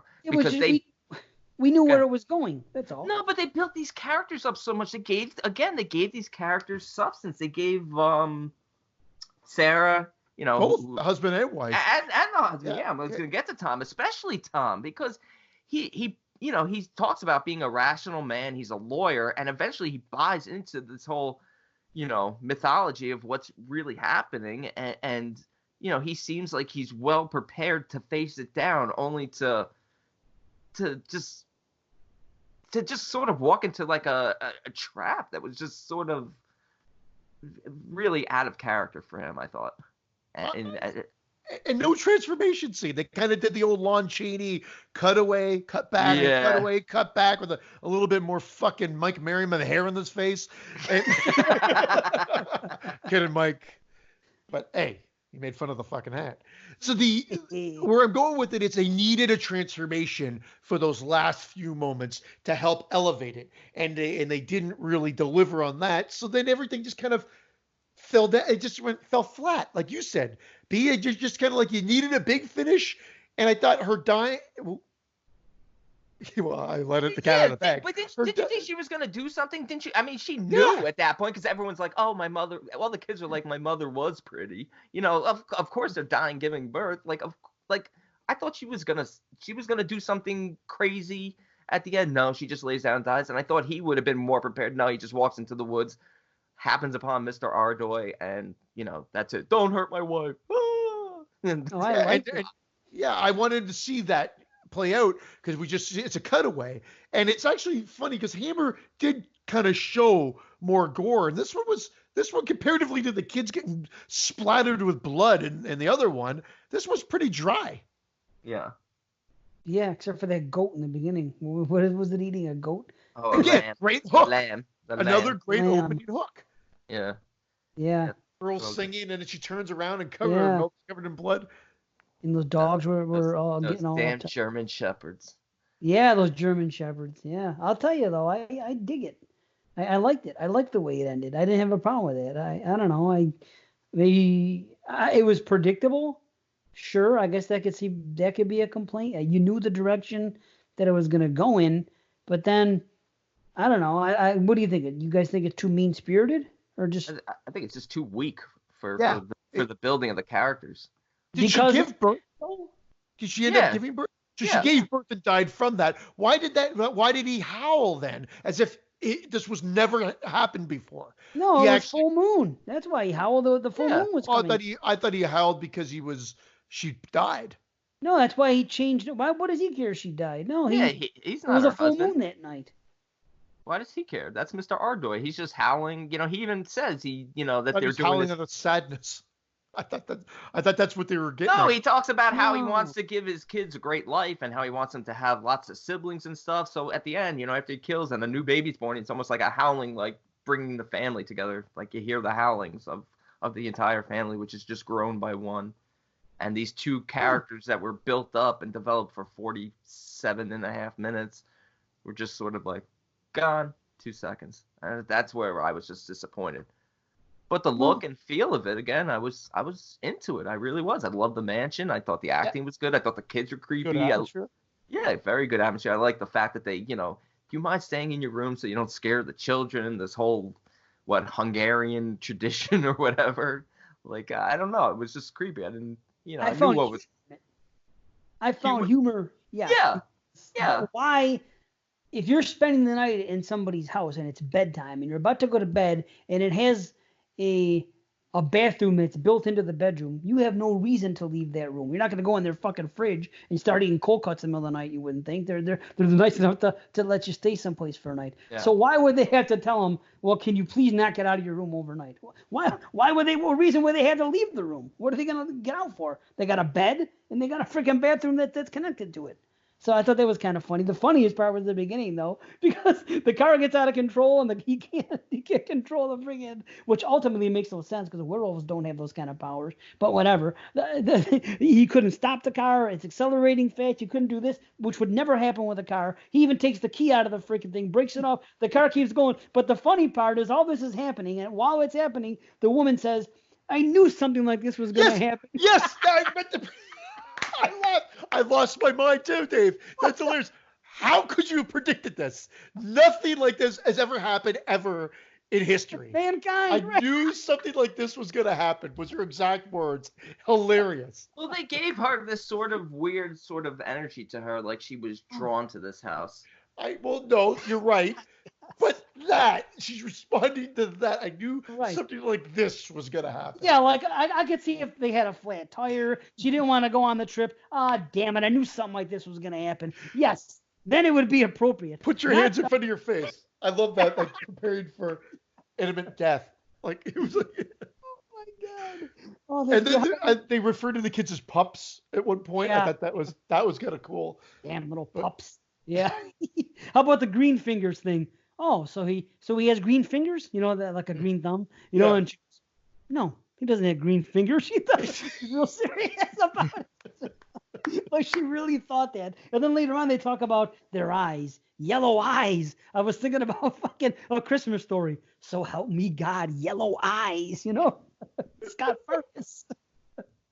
Oh, it was fucking funny, man. And there was a really good jump scare. I don't know if it got you guys. It got me. Then when the first time he opens the window and freaking Lon Chaney's looking at him through the freaking thing. I didn't think that was scary. Yeah, that didn't get me. It was a bad rubbery mask too. Doesn't matter. I hope they deliver on this. And that was one of the kids too. Yeah, that didn't get me. It just the fact that the way it was shot, I wasn't expecting something to be there. It was just a jump. It could have been anything. It isn't not so much that it was that. It could have been Brandon standing there. It doesn't matter. Just freaking, you open the you opened the curtain and he looked outside and he was right there. I know it got me to freaking move a little bit. I was like, oh man. They should have had a better reveal for who attacked her, because they never really reveal that, even though you know it's the husband now. But the way they present it, you think it's one of the kids. You think it's Tiber. Well, yeah, they missed so many opportunities to give this a bigger feel. I love werewolf stuff, and I feel like this is just okay, good, but nothing above that. I wanted more. I was expecting more, and like with Brandon, they didn't deliver, in my opinion.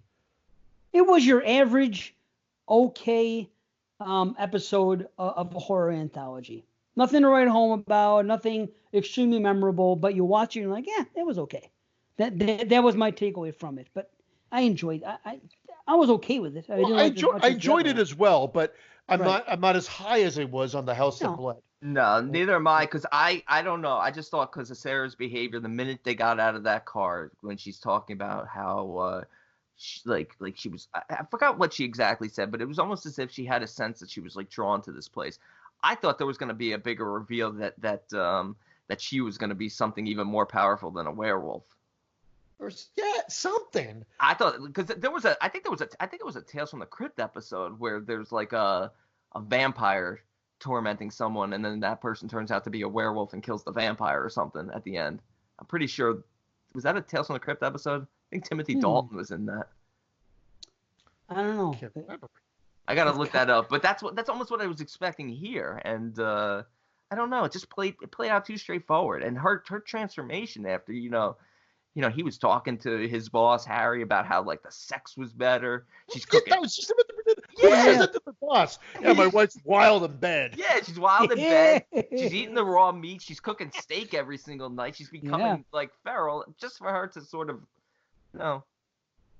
die in childbirth. I don't know. It just felt underwhelming for what it built up from. I know, it's a nice downer ending. I don't mind a downer ending. There needed to be more fight from them, because they were strong characters. There just needs to be more fight. You can lose, but give it a fight. I get that. She essentially got drawn back to the house for a very talky reveal, and that we already knew where it was kind of going, and then there was nothing else to it. It didn't have the final twist that like the House that Bled. And Tom is, he's having the back and forth with the woodsman, who you kind of figure out is Mr. Ardoy pretty quick, because, it starts to turn when he starts asking about the legends and stuff. And you think, okay, he's toying with them back and forth. You kind of think like, okay, he's going to turn around and Tom's going to be prepared, have some sort of weapon or something to defend himself. But no, Mr. Ardoy has the axe. Like, it almost felt like what are you doing? Why are you tormenting this woodsman like when you're not even prepared for battle? Well, he wasn't tormenting him. He was genuinely curious. He was like, I drove by, I couldn't find the house. Can maybe you help me? I don't know. He was, come walk with me, and maybe we can see. He was friendly about it at first, but then with me. Oh, how about the one word that he says? Hold on, I recorded it. Check it out. The longest word I've ever heard uttered. Hold on. Nothing I've ever heard of. Why, you won't find werewolf legends this side of Hogwarts. Did you hear that word? What was it? What was the word? You won't find werewolf legends this side of, and I wrote it down. Had Mezovashali. HODMEZOVASAHREHELY. You won't find werewolf legends this side of Had's Mezovashali. What a word to throw into your fucking show. Oh, God. Crazy. I didn't notice that then. You didn't notice it? No. I was like, what the hell? I guess it was a province in Hungary or something. He said, I don't know if it really exists, but damn, that's a lot of words, a lot of letters in that word. Yeah. So, yeah, the X-Men. At least he lives up to his name. They got a good kill out of him. Well, kind of. Not really. You don't see anything. It's all just off the camera kill. Like it needed a bigger finish. I like the house though. I really like that house. Like they built the atmosphere nicely after the craziness of that car crash and whatever. Like there's some good stuff there, but I felt like it never had to leave for them to come back to go back to the house again. I thought they could have told the story all there. Maybe, I don't know. Like, I guess they needed I get what you're saying. For how it evolve. ended up, it would have been better, if it's gonna play out that way, just keep it all at the house. But I guess he works, and there had to be a reason for him not to be at work, and so he had to go back to his life and whatever. I don't know. It just felt like again, there's enjoyment here, but I'm probably a 6.75 on this one. I think I'm right there with you. I'll give it a 7 just for atmosphere and acting, but it fell short in the end. That's where I am. I'm at a 7, and I guess it would have been kind of interesting to see. Maybe after he has the fall, but he's got to go to a hospital. How could they have fit? If they could have found a way to bring him back in the house and make him bedridden, like Misery style, like, okay, we're going to heal you up and stay here for a while. And then as he's there, the woman starts acting differently, maybe hobble him. The woman starts acting differently and she starts making food. And he's like, boy, she's really taking to this woman. And then something happens at the end. And raw meat. What if she doesn't change? What if her demeanor stays exactly the same?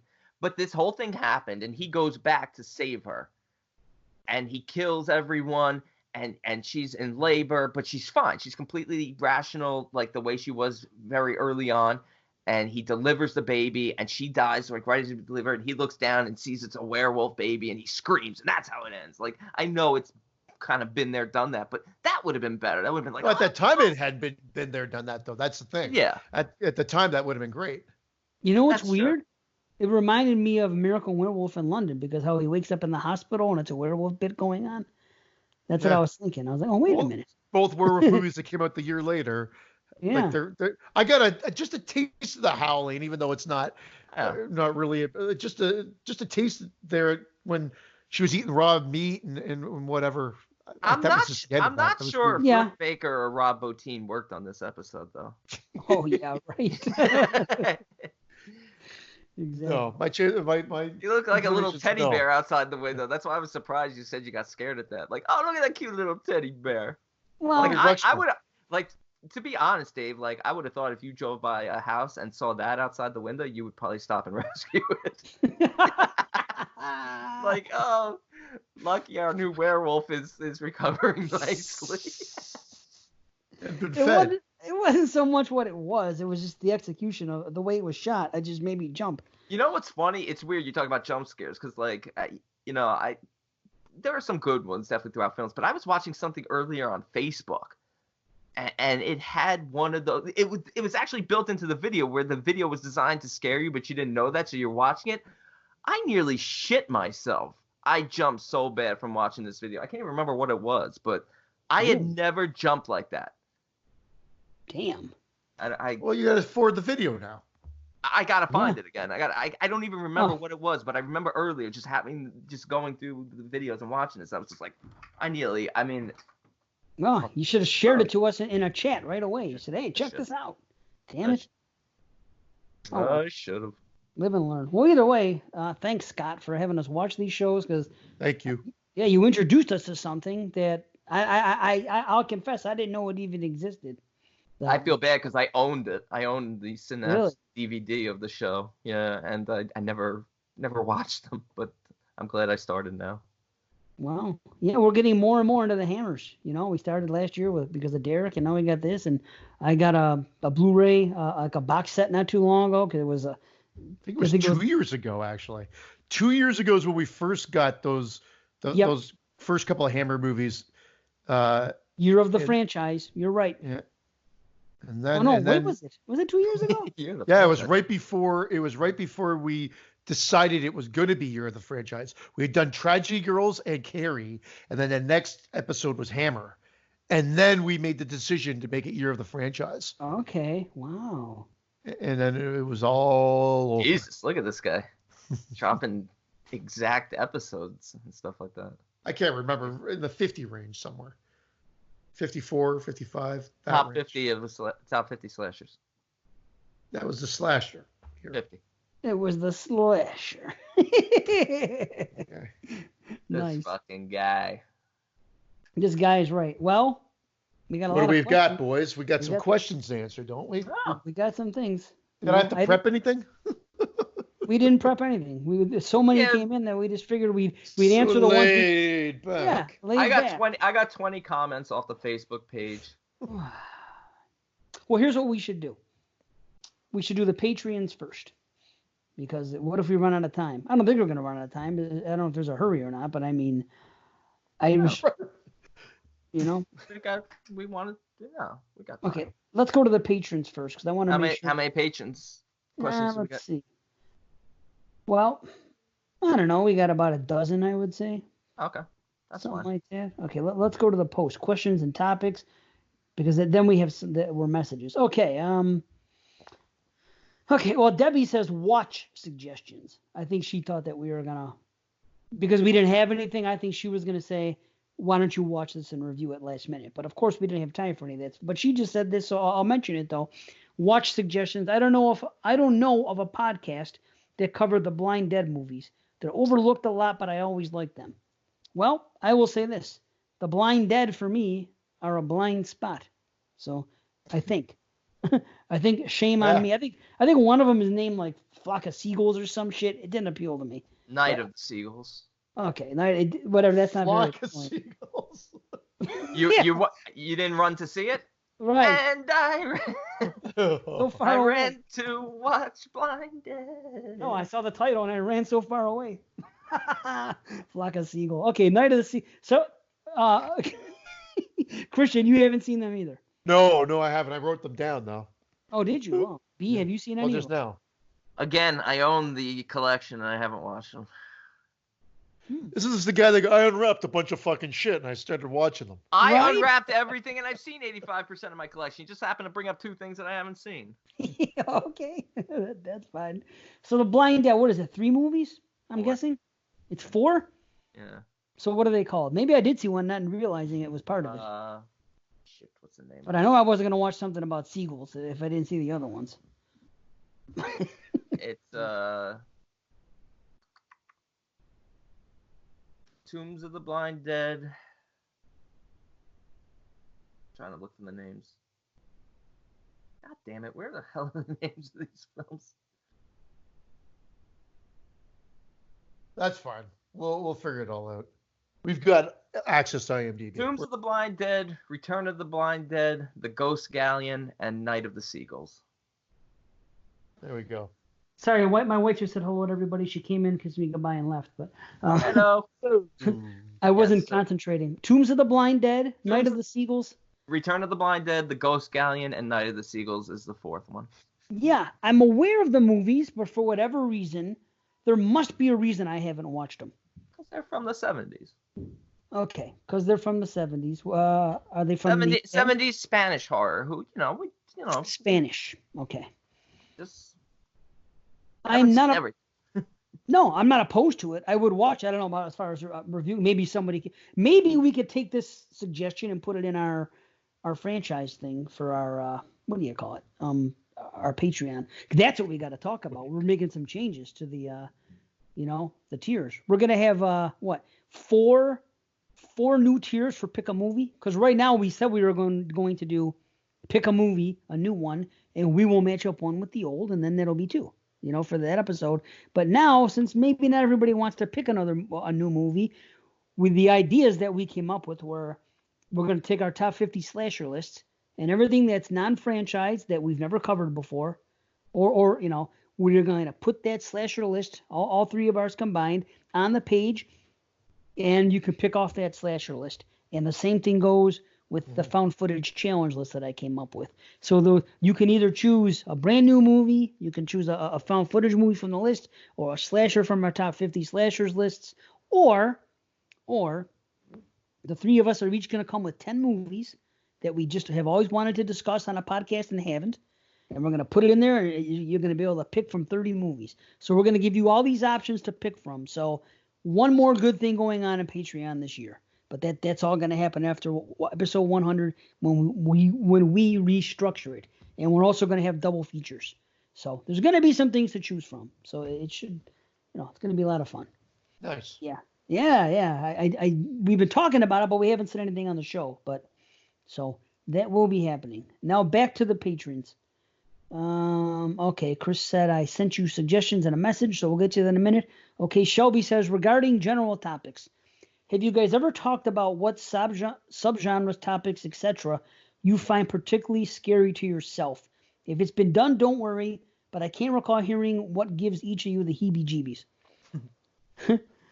Well, we've kind of discussed it, but not like as a topic. Just I think they've just come up in conversation, no?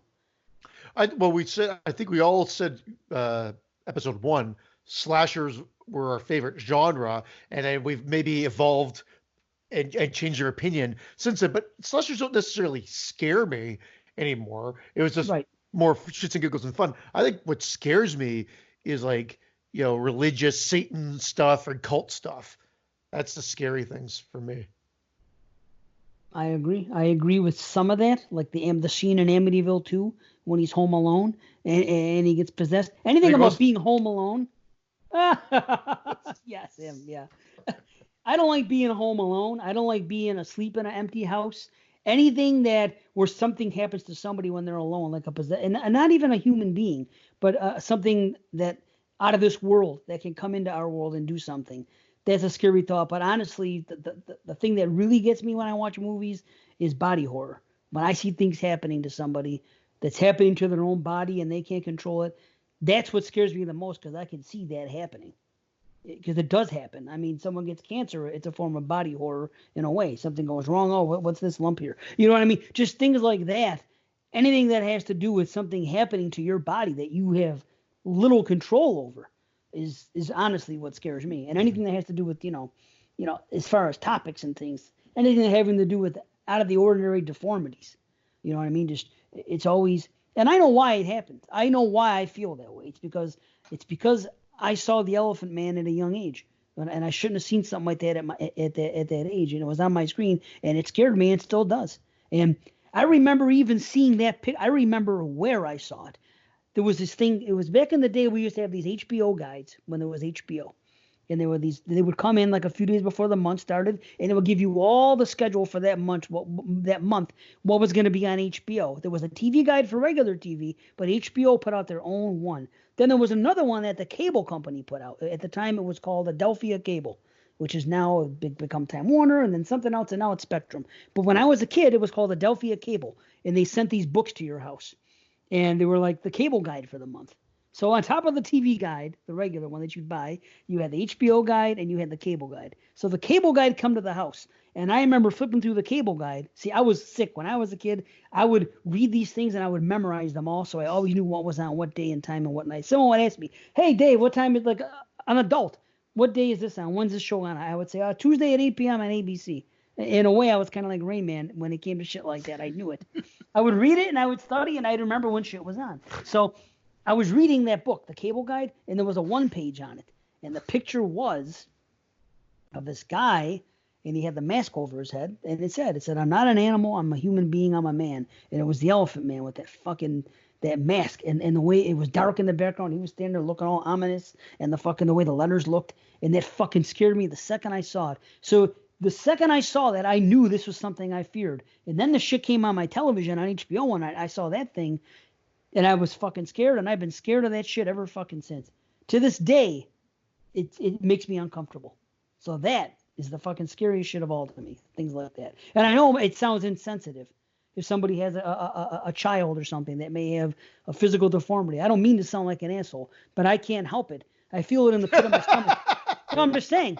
I feel it in the pit of my stomach when I talk about it. It makes me uncomfortable to that point. It even affected me so bad that when the mother of my daughter got pregnant, I had to go not once but twice, and I had to go to the stripper. I had to go get a sonogram done twice just to make sure everything was in order and that my child wasn't going to be born with extra appendages or any type of thing that was going to be off when you looked at them physically. I was really afraid of it happening to me. Now that I'm older, I understand that no matter what my child looked like and anything else, it wouldn't have been a damn bit of difference to me. Not one bit. But I can't help it that's the thing I fear. So, long-winded, but that shit scares me. We know. Brandon? What was the question? Hey man, Just kidding, I Dave. was burying my soul. That shit really shakes me. Like You bad. know, I'll be honest. I think it shakes anyone. It's, you know, you don't Not see like it me. every day. It's not something you're used to seeing. It can be jarring at times. Look, it's you know, when you're around it and you see it, then you get used to it. But True. it's not it's not something that we're used to on a daily basis. For me, slashers are far from my favorite subgenre at this point, and the ones that affected me when I was younger were definitely the ones that weren't grounded in reality. You know, Killer Dolls, Candyman, Chucky. The Ring is the latest film. The American Ring was the latest film that scared me. I mean, I was 21, 22 when that came out, and that one really frightened me. But now, it's anything based in reality. You know, the funny games type stuff. You know. Home invasion type films like Kidnapped. Just, you know, anything that could be real that probably is real and has happened. That You type know of what stuff. bothers you? I'm gonna help you answer a question because I know you. Stuff about mental health bothers you. Yes, yeah, that 'Cause bothers I me know too. a lot of Yeah, movies you like, when it leads to that, it yeah, always has an impact on you when you yeah. think that it's gonna be supernatural, but you always interpret it as, you know what, that guy has a mental problem and fucking I it scares do. you probably. I do. You know, I probably thought, you afraid know, of you losing your mind. You know, yeah, yeah. There's definitely a fear of that. Yeah, losing control of yourself. Yeah, it is a scary thought for yeah, anybody because you know that people have dementia and they get older, and yeah. that's a scary thought for anybody if you think about. I don't spend much time harping on it. I mean, I've talked about my fears, and of course, there's the thing about the drowning. And when I see that in movies and show like that, that affects me. I don't spend a lot of time on the the losing my mind dementia thing because I guess if it's gonna happen, what can I do? I might not Yeah. even be aware of it. You know what I mean? But it still is a scary thing if you sit down and put thought to it. Yeah. I just find any horror film I watch that's grounded in something that's real or could be real frightens me a lot more now than something, you know, supernatural. And for me, it is about that mental health in a different way of brainwashing and cults and someone that could like lead a group of people and they buy into whatever BS because of how they're made up and that they need some sort of belonging and whatnot. And we see it day in and day out. Not to make this Indeed. political, we see it in politics and Indeed. whatever. And it's scary as shit to me. It's scary that I can't say men are idiots and I get considered hate speech. That's kind of scary if you get right down to it. And it leads into that too. Right? Absolutely. Yep. And that terrifies me, like losing control and being molded into something that you're not, or maybe that you are and you don't even realize it because now you've been led into something else, and then it's freaky. But most of it is done in the guise of religious and horrific acts of occult and whatever, which is the entertainment part of it for me. Right. And I am afraid of a rocking horse in an empty house. There you go. It's true. It's Things like it, that come into life. I just don't like being alone in an empty house because that's when I feel things could and would happen. If I'm in the house with any other living thing, I'm comfortable. That's why I'm so glad I have pets now. Because if no one's in the house, I'm never going to be alone. For whatever reason, since I've been a kid, I have not liked to be any place alone especially overnight. But forget about it. I'm not comfortable with it. I don't sleep well in an empty house. No, I never have. It's just not me. I think if something happens, it's going to happen to you when you're alone and vulnerable. You can go to bed and wake up, and what's going to be right in front of you? You don't know. I mean, granted, it sounds like childhood fear, but I mean, it's something that's never left me. I'm not comfortable alone like that. It's weird. yeah. Big open spaces also always terrified me. Really? Yeah. Guess we got to make a movie about that. Open spaces, like Yeah.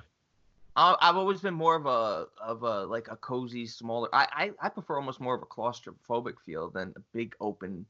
You see it a lot in, like, I guess, haunted houses films, or, you know, ghost films or anything like that. You know, whenever you're running around a house that is so big and grand, I don't know why, that just always frightened me. Like The Shining, the Overlook. Oh yeah, definitely, See, definitely that'd be terrifying. scary. I Definitely agree. terrifying. Could you imagine staying in a big hotel and you're the only one in, or you and like 2 other people or one other person, and that whole freaking place is open? That is kind of scary. It'd be cool. It would be cool, but scary. I would do it. See, there's parts of me that like to be afraid. In that type of situation, I do like to be afraid. But certain things, I'm like, well, it's a little too much for me. But all right, let's go on to something fun now.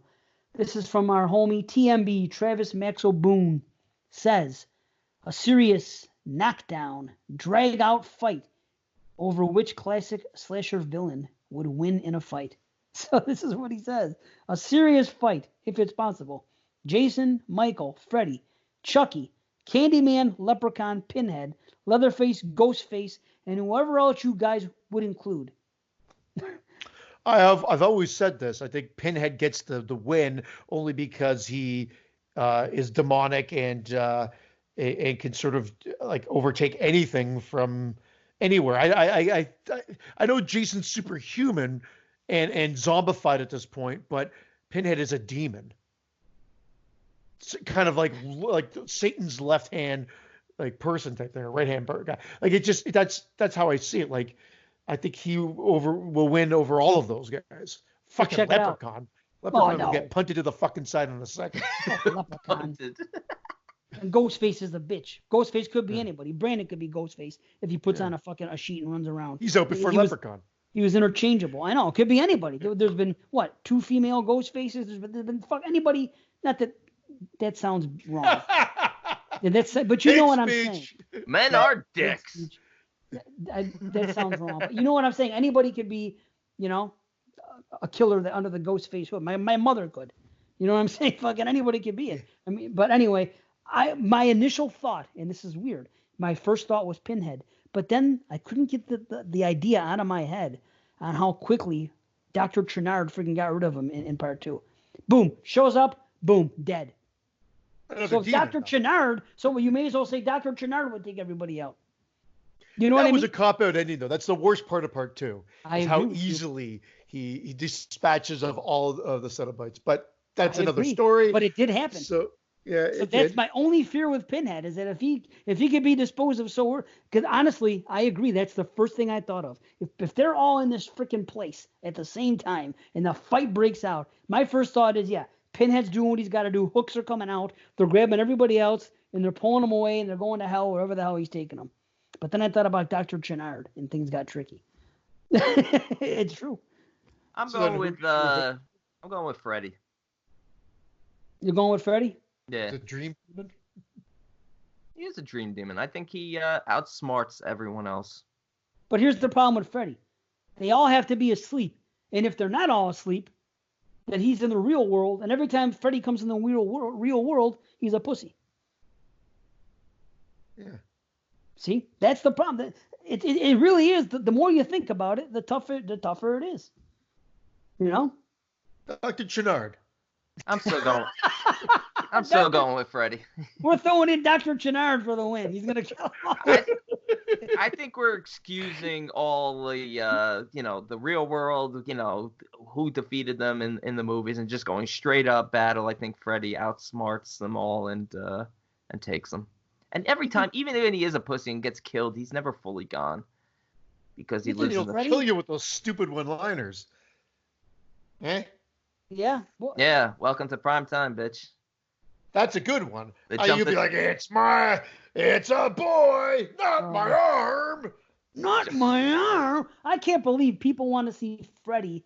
I can't believe people want to see Robert Englund play Freddy again. What the fuck planet Robert Englund is almost 80 years old. He's not playing Freddy again. He was so bad. He was so bad in Freddy vs. Jason. That was a bad performance. He was such a shell of his former self. I don't understand why people don't look at that movie and see that. The way his delivery of lines was really bad. It was a bad performance. I'm sorry. I love him. I fucking love Nightmare on Elm Street 1 and 3, and I really like 2.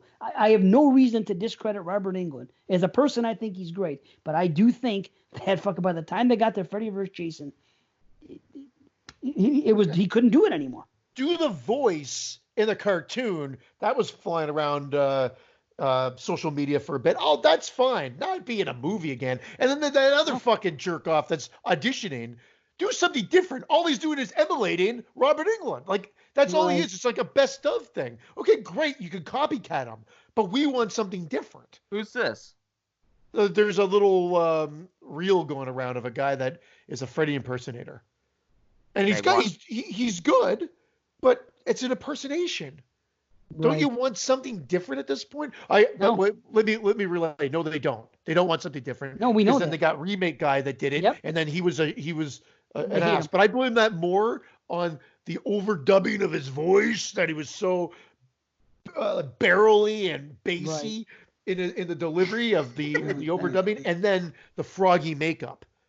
I thought he was probably fine, but they just overamplified his voice, and the makeup design wasn't quite as good. Froggy Krueger.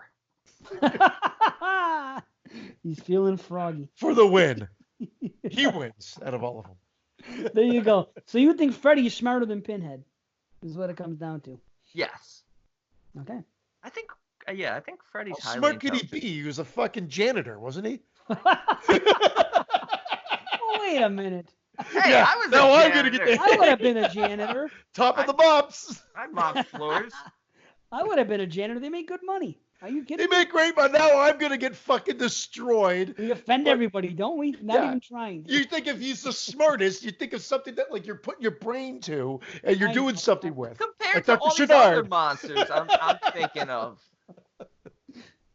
It's not going to be Leatherface. It's not going to be Chucky or Leprechaun. I'm all that. I can't think of they're all susceptible. None of them can be smart. How can Jason be smart? Just look at him. Jason's not smart. How can Leatherface be smart? He can't be. Could Michael be smart? I don't know. Maybe smart enough to shut the fuck up, so maybe he's smart. I just won't pick Michael simply because of the Halloween fanboys. I'm sorry. It's like the Philadelphia sports teams for me. I got nothing against the sports teams themselves, but their fans suck so much that I'll never root for a Philadelphia team. Nice. Okay, I know who would win. I'm taking it all back. This is who is going to win. I'm throwing him in the mix last minute. The answer is Pin. For the pin of podcasting. That's the answer. Or if you really want to get tricky with it, how about the Thing? Nobody could beat the Thing. Nobody. You could throw freaking anybody in there from the Thing, and they could win. Then somebody's going to say, well, Leprechaun might be the Thing. So it's Leprechaun that's going to win. Well, then, but it's really the Thing. But we don't know. You got to see maybe the Thing could be inside Pin. You gotta see a tinkle in their eye. Tinkling the ivories? Talking about cat piss so much, I said a tinkle in the eye. Tinkling the ivories, isn't that what he said earlier on the movie? Tinkle the ivories. Yeah. That was Come to Daddy, though. That was in our bonus episode that, other than the patrons, no one knows. True. Okay. All right, moving on. Yes. That was what I was gonna get. Sean Presnell says, what are your thoughts on the fan-made Friday the 13th movies found on YouTube? My personal favorite was Never Hike Alone. Seeing Tom Matthews in that movie was pretty cool. We've discussed Never Hike Alone. We all liked it. And me personally, I have not watched any other fan movie on YouTube. No. I've watched a few. They're all okay. Vengeance was a little weird because Vengeance could have been they could have made that better. And there's some editing glitches that were just ridiculous. There's some pacing issues for sure, but it was okay. I'm looking forward to the other Never Hike Alone Me too. movies coming out, but I'm kind of done with them now. I'm kind of done with fan films. Right. Because one was great. Everybody thinks they can make a great one now. Exactly. Right. And it's probably not going to be true. Yeah, not but to discredit them all. I'll give that guy that did Never Hike Alone, I'll give him the option to wow me one more time, or I guess two more times, since that's what he's doing. People love fan films. I don't get it. I'm not a fan. Well, because they're fed up with studio shit, and they're fed up with doing a Nightmare on Elm Street one with this hat. Nice. Why not? Now no one sleeps. Yeah, do it. Not my arm. Yeah, there you go. That was really good. You know? That is the worst line. Bad year, Dan. Nice. Oh, it's so funny that the people who hate them the most are the ones who can quote every fucking line from the movie. That's it. I probably watched them more than anything to validate the fact that I can say which one I actually despise. True. You're right. I'm with you. Well, again, I haven't seen the other ones. Are there some that I think I just like with regular movies, I'll wait and see. If other people start really promoting it and saying, "Oh, this is the great fan film," I'll watch it. Like Never Hike Alone. Didn't just blindly watch it. There was buzz on it. I said, "Okay, well," and that one was by far the best. Well, I haven't seen any, but I'm saying in the little bits, the snippets I've seen, that was a legit film. It looks good. Right. If the three of us just made a movie on a real low budget, I don't think we can do something that good from Never Hike Alone. I'd like to think we could, but I mean, it's not easy to do. But they did a really good job. Yeah, they made a legit movie. I don't want to see some Joe Schmo fanboy filming his buddy crawling through the woods. You know, the Vengeance one had a big group, a big budget, or not big budget, excuse me. A lot of people, a lot of fan service in that one too. Had the score by Harry Manfredini, but there was no reason why it shouldn't have had the fucking editing glitches at the beginning and a couple of other things. It's just, you're like, just should have had a little bit more polish when all said and done. And I hate to say this, being a Friday fanboy and everything else, but I do not think that one that by Debbie Voorhees is going to be a good one. What is it called? 13 Fanboy. Yeah. I just, anyone that looks at Ari Lehman and says, I want this guy to do the freaking score for my film, just reeks of low budget. Because I listen to everything that guy's put out musically, and it's just not good. So it's not a wise decision. It just shows it's like I say with my cover art thing. If you're not creative enough to come up with good cover art or a good title for your film, I don't think you're going to be creative enough to put out a good film, because there has to be thinking people behind something. So if someone makes a decision, well, let's have Ari Lehman do the freaking score to this movie. I'm like, you know what? To me, it's like a lack of trying. It's good to have fan service, and I respect that Ari Lehman was the first Jason. Fine. Let him come in and walk in. First Jason. He should be called 10-second Jason. Yeah, right. Yeah, that's what Jason Lloyd's ex-girlfriend calls him. So.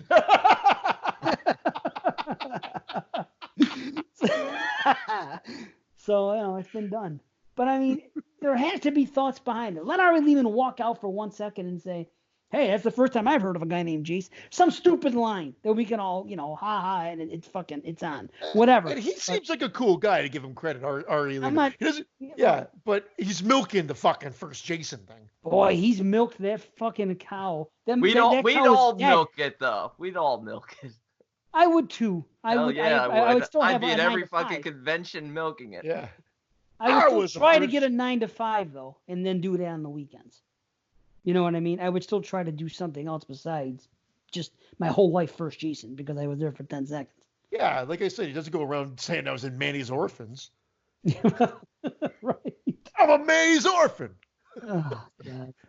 Okay, let's go. Movie, Brandon, in case you didn't. Yeah, it was their first movie, actually. It's all right. He's not a Friday fanboy. He doesn't know. I know what you're talking about. Okay. Kevin Corpy recommended indie horror sci-fi film Black Hollow Cage if you're up for a serious slow burn with thought-provoking storytelling. I saw that. Brandon. 7 out of 10. I saw it. I talked about it on the 2017 show. I want to say I gave it a 7 out of 10, Black Hollow Cage. What's the title again? I want to say that it is on Prime. Matter of fact, I'm even going to say it was the 2018 show. I'm going to be more accurate. Yeah, Black Hollow Cage. Remember I said I'm pretty sure it was playing on Prime. It was the guy, they lived in that one house, and it was like see-through. Oh, man. How can I explain Black Hollow Cage? A girl who lives secluded in a house in the woods with only the company of her father and a wolfhound finds among the trees a mysterious cubic device. Yeah, she goes out into the thing, and anyway. I talked about it on our end of year show. And I even recommended to you guys that year to watch it because it was on Prime for the longest time. Now you got to buy it from Prime. Sorry, guys.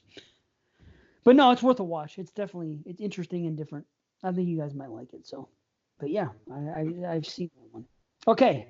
I'm sorry. This is the best. I went to IMDb. That's Ari Lehman's picture. He really is first Jason. That's his first picture that pops up. It's like, he doesn't even have a headshot. It's this picture. That's like having a little boy that played Michael Myers in the first one. That got Michael. That got his face and having that as It's about the same thing. How come there's no first Michael? Where is he? That shot's much longer than the one Jason pops out of the grave. Where is First Michael? I want to see that kid come out and freaking make a career out of it. First Michael, come out to play. Wow. Okay. What is with Brandon's face right now? Oh, sorry. I'm working on other stuff too. This guy. All right. Messages. Let's go to some messages here. Here's one more bonus question. Oh boy, here we go. Here's Scott, aka Chris. I have some topics I wouldn't mind hearing you talk about. Number one, when did you first discover Italian horror? What's the first Italian movie you ever watched? What are your top 5 favorite Italian horror films? Mine was South by the Cemetery in '87. Blind Rental. Didn't see another Italian horror film until 2016. Wow. That guy that I followed, he really used to write for Gorezone and Fangoria. He had his own magazine, Deep Red Horror Magazine, and a couple of cool books. And he did the Gore Score. Chaz Bolin, I think his name was, if I pronounce his last name correctly. And he had a huge hard-on for Italian horror. And I used to read about it in his articles and in his books, Horror Holocaust and the Deep Red Horror Handbook. So it really made me sort of venture out and try to find them. So I saw Cannibal Holocaust. That's how I saw Argento for the first time and sought him out to check him out. And probably the more popular Lucio Fulci films of like that 79 to 84 era. So again, I can't say what the first one was that I saw, because I saw a bunch of them all in that time frame when I first got into horror, which would have been like 87, 88. But to rank them, I'd have to really think about it. So I don't know if I could do it right on the spot right now. No, it's not easy. I mean, for me, when we were renting all the videos in the 80s, I may have seen an Italian horror movie not knowing it was an Italian horror, but specifically I remember us ordering Suspiria because it was advertised in the Fangoria, the letterboxed edition, VHS. It was $89. We chipped in, we bought it, we watched it, we loved it, and that's what I remember. It was Suspiria. Now, I remember renting Make Them Die Slowly, which also is, I don't know if it's the edited version or the alternate version of Cannibal, whatever the hell it's called, Ferox. Cannibal Ferox, yeah. I guess that could be considered Ferox. Italian, right? Yeah, that's Italian. So that one I would say, and then anything other than that, I guess would have been like Zombie, maybe. Yeah, Zombie. That was the Lucio Fulci, and that one, and City of the Living Dead, which was, I think, The Gates of Hell at the time on VHS. Right. Yeah. That's the one. That one and Seven Doors of Death or The Beyond. But it was like one of them was really chopped up to shit. I think it was The Seventh Doors of Death or something. So you watched them that young, Christian, Italian horror films? Yeah, well, when I was getting into it, I was into slashers, and I was a gore hound. So I really wanted to see. I would hear he'd rave about these movies being gory. Yeah. So then the gore hound in me wanted to find these films. I wasn't always lucky. I had 2 good video stores in our area, but it was a long time before I really got to see like the Beyond Uncut. I want to say my first Italian horror film was probably in my 20s, in my early 20s, when I really started just renting anything and everything horror, whether it was Netflix, Blockbuster had the mail away service too. I was working, I'd worked for years at Hollywood Video and Blockbuster, and that's probably when I got into it. And I want to say it was probably something like My Dear Killer, which was my number one for what year was that? Was that 70s? Was that 76? Now I'm drawing a blank on what year that was, but that was probably one of the first ones. And then I got into Argento and Fulci and stuff like that, but I can't remember. 72 was My Dear Killer, but I can't remember seeing any Italian horror when I was younger. Well, it was a neighbor. That neighbor that I saw Nightmare on Elm Street for the first time by accident, Silver Bullet, and they had Creepers. I didn't know it was called Phenomenon. He had Creepers too. with that fucking killer cover. Well, they still have it, but with all the insects coming off and half of her face is like, and I saw that there. That was a cut version, but it scared the shit out of me because I was a little just on that cusp. Not young, like my daughter's seen, my son's seen worse than I ever saw. I would have never been able. I saw The Innocents. It scared the shit out of me when I was at a younger age, and I caught Friday the 13th by accident, like I've talked about it many a time. But it wasn't until I was like 12, 13, that I was starting to see those ones by accident. And at 12 and 13, I was still scared shitless. It was 14 when I really started embracing it as like, if things scare me, maybe I want to be their best friend in a sense. Like, keep your enemies close to you. If it scared me, maybe I want to absorb as many of these as possible. And I just became a fanatic. It was like that's where the fascination started. And it was so Creepers and I want to say Deep Red was one of the first ones. I'm not saying that I understood what the fuck was going on at the time, but I saw them early. Right. I saw all the Argentos early because after Suspiria came into my life, it's like, oh, who's this guy? Dario Argento. Okay. So I rented everything that was there, that was on the shelves for him to rent. So it was always, he was my introduction to horror, and he stayed my strongest influence. And if I was to make a top 5, I would venture to say that it would just be my top 5 Argento. That's just the way I feel. I like his movies better than I like Fulci's. And again, I haven't seen all the Bavas. I still have not sat down and watched Blood and Black Lace beginning to end. I know it's a major blind spot for me, and I really have to do it. I'm waiting for the blue, and the blue is too expensive still. I want to watch that. I want to experience that movie in the highest def that I could get, because I know it's... Get the Arrow. It's on sale now. It's on sale now? Yeah, Arrow's having a sale. Hold on, why the hell aren't I getting? It was one of the ones that when Mark Nato posted, I went to the site, and I think Blood and Blacklist was on that. Well, at a really good price. Maybe I just got your Vice is a locked door, and only I have the key. That was on there too. It was only $15. See, there's that limit again. $15. Like I said, I spent $17 for Joker, but it's usually $30. It's hard to get. But I mean, I don't like to go over $20 even when it's a sale. I look for that. So I don't know what the price was. Maybe it was too much for me wanting to spend. But I do want to watch that on Blu-ray. But to me, it's, from what I hear, it's special and it's very colorful and everything. So I want to make sure that when I watch that, it's in the best way possible to watch it. So I have high hopes for it, and I will watch it. But for me, it's all Argento. And that's all there is to it. I love the Gates of Hell trilogy, though. I like it a lot. The Beyond Me is the best. And again, it's probably like a 9 out of 10 or something. I prefer City. Really? Yeah. I need to watch them all again, honestly. But did you answer B or no? About Italian horror? About Italian. I mean, if I did a top 5, it would probably be mostly Argento as well. Mixed in a little Fulci. My Dear Killer would be up there. I mean, I love that film. That was like one of the first Italian horror films I saw. And for the longest time, I couldn't remember the title of it. I just remember asking people, the mirror rolling down the hill. And somebody figured it out for me and told me about it. And I'm obsessed with that film. And I just, I've seen so much Italian horror now, but it still comes back to the classics for me. There's a lot of good stuff, but there's a reason why people talk about Argento, Fulci, Bava. Those are still the best. They are. Sure. There are definitely some hidden gems in there, but again, my knowledge, while I think is pretty decent, is still nowhere near, others who are obsessed with Italian horror.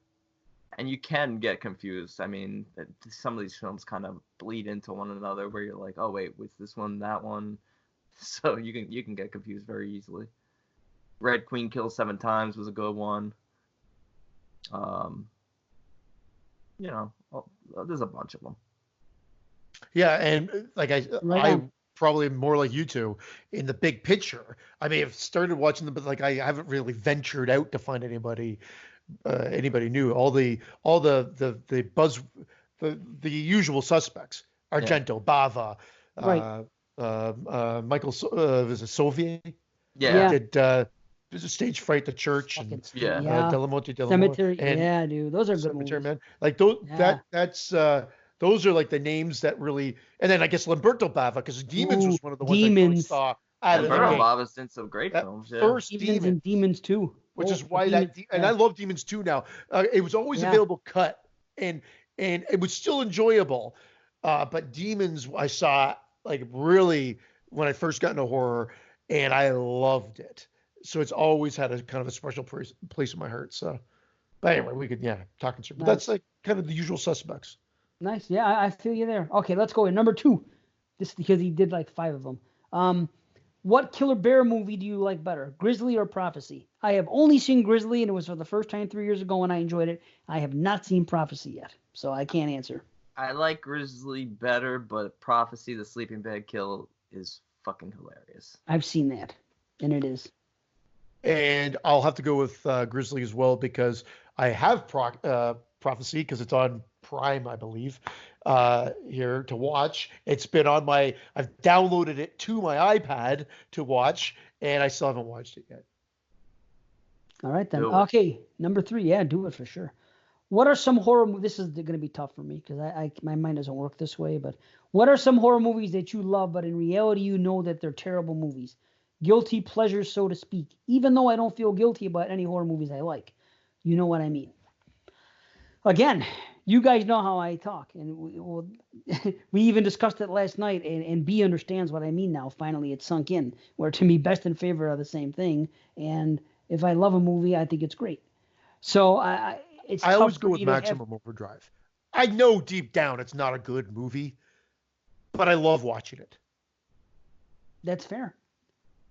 But the things that I feel are guilt that I could be considered guilty pleasures for me are only because of like not horror, no horror at all. Like the only guilty pleasure I would have, and the only that could fall into that line is like the Golden Girls.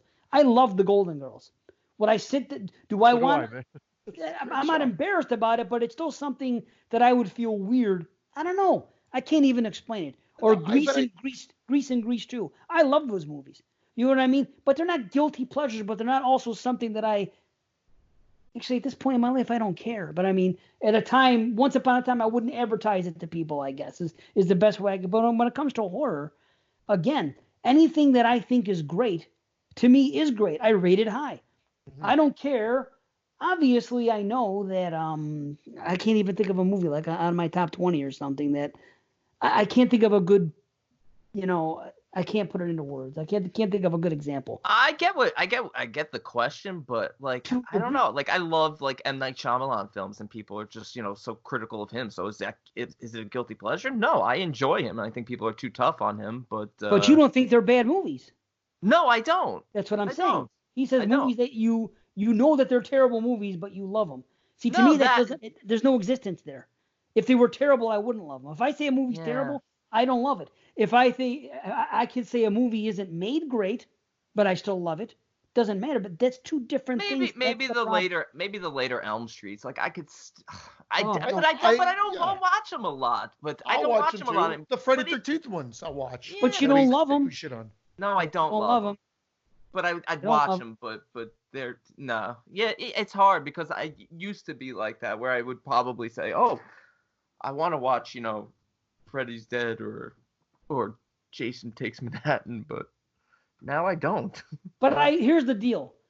The Friday the 13th franchise is the only franchise where I will watch, not Jason Goes to Hell. I will watch every movie in that franchise, even if I don't particularly like them or rate them high. I've seen them so many times, and they've been such a part of my life. And there's just something about that franchise that's fun. It's almost like being part of a family and knowing the cast. Even if you don't know it's almost like a cult. Something about the Friday the 13th franchise. I feel good watching them, even the bad ones, except Jason Goes to Hell. But it's just like, yes, I will rate whatever I rated Jason Takes Manhattan when we did the show, 3.5. As low as I would still rather watch that than another movie that's 5 out of 10 that I rated from 2016 that I watched. That's it. And I'm the same way, and I will always be the same way. And I'll still watch Jason Goes to Hell too, but that's where we differ. But I hear you. It's weird. Yep. I can't explain why. I just feel something watching it. Maybe it's because I grew up with it. Whatever it is, it's my franchise. And I know like other people like Venom and like JP, they rate them high. Like they're doing that countdown with Becca and the Mike of Madness, and they're rating Jason Takes Manhattan 7 out of 10 and shit like that. I'm like, what the fuck, really? That's fine that you love it, and I know that I'm just as big a fan of the Friday franchise as they are. But what separates me is that I can still objectively look at it and say it's a 4 out of 10. It's not very good. I don't hate it, but I do get angry at it because I know that Jason and what that franchise was in the first 5 movies to what it is now angers me. I don't look at it and say, well, my boy Jason is in it, so I'm blindly going to love it. I can't do that. I can look at it and say, because Jason's in it, I get mad that it's not better. I guess that's the best way I can describe it, but, you know. We better keep this moving because if there's so many questions out there, Okay. I'm just saying. Because you said there's 12, and I know there's a ton on Facebook. Yeah, okay. Well, let's go. 4, what is your personal scariest horror film ever? Does anybody have one? The Shining scares me just due to a couple scenes that really scare me. I'll have to go with The Thing because it's one of my favorite. But The Thing and Dawn of the Dead. Because Dawn of the Dead, I look at it beyond the zombie factor. And I just look if society went that route and the chaos that it would ensue. And The Thing, because I generally think, again, body horror we were talking about earlier, and losing one's identity and someone being someone that they're not is a creepy concept. So I'll go with those two. Don't have one. Don't have nothing scary? Nothing scares me. God bless you. Okay. Actually, no, I'm not jealous. I'd rather be scared. But anyway, okay. 5, are there any horror films that you just don't like at all, but most other people seem to love? He has a bunch. Hellraiser, I've seen the first 2, I don't like them. Dawn of the Dead, Candyman, Maniac, Deeper, he goes on and on. It Follows, Krampus. He does plenty of others that, those are a few that I hate, but they seem to make most other horror fans erect. I can't honestly think of one for me. Something that I don't like at all that everybody else loves. See, I don't know. Don't like's a strong word. I mean, it's like because there are tons of movies like that I'm not as high on as other people. Greasy Strangler I don't like, and I know a lot. It seems Greasy like a lot of Strangler people like is that. a piece of shit. I'm with you. Greasy Strangler is one of the worst movies. Yeah, a lot of people like it. A lot of people like it. The Barn is another people. A lot of people seem to like. I think just trash. I liked it the first time I watched it. I watched it again, and I was like, it's almost. It's not that good. It's like a 6 out of 10 for me probably. You know, I can't think of anything that's like a heavy hitter that everybody loves and I don't. Maybe Aliens. I don't love Aliens. It's probably my least favorite of their franchise, but everyone loves it. So I guess that's one. I'm not a big fan of the Alien franchise, period. It just was never my thing. I'm not a huge sci-fi horror person. I like sci-fi. When it's mixed, I'm not huge on it. Right. But I don't know. It's not easy. See? He's just sitting there, not even paying attention. No, sorry. I was looking at my IMDb. I was looking at my IMDb to see if I had anything that would kind of refresh my. But no, I don't think. Not off the top of my head, no. I can't think of anything that was universally loved that I hate. Or even don't like. You know? Yeah. I don't know. There's movies that I rate lower than other people. Like Black Christmas, I'll say 8 out of 10 and isn't 10, and I'll tell you why.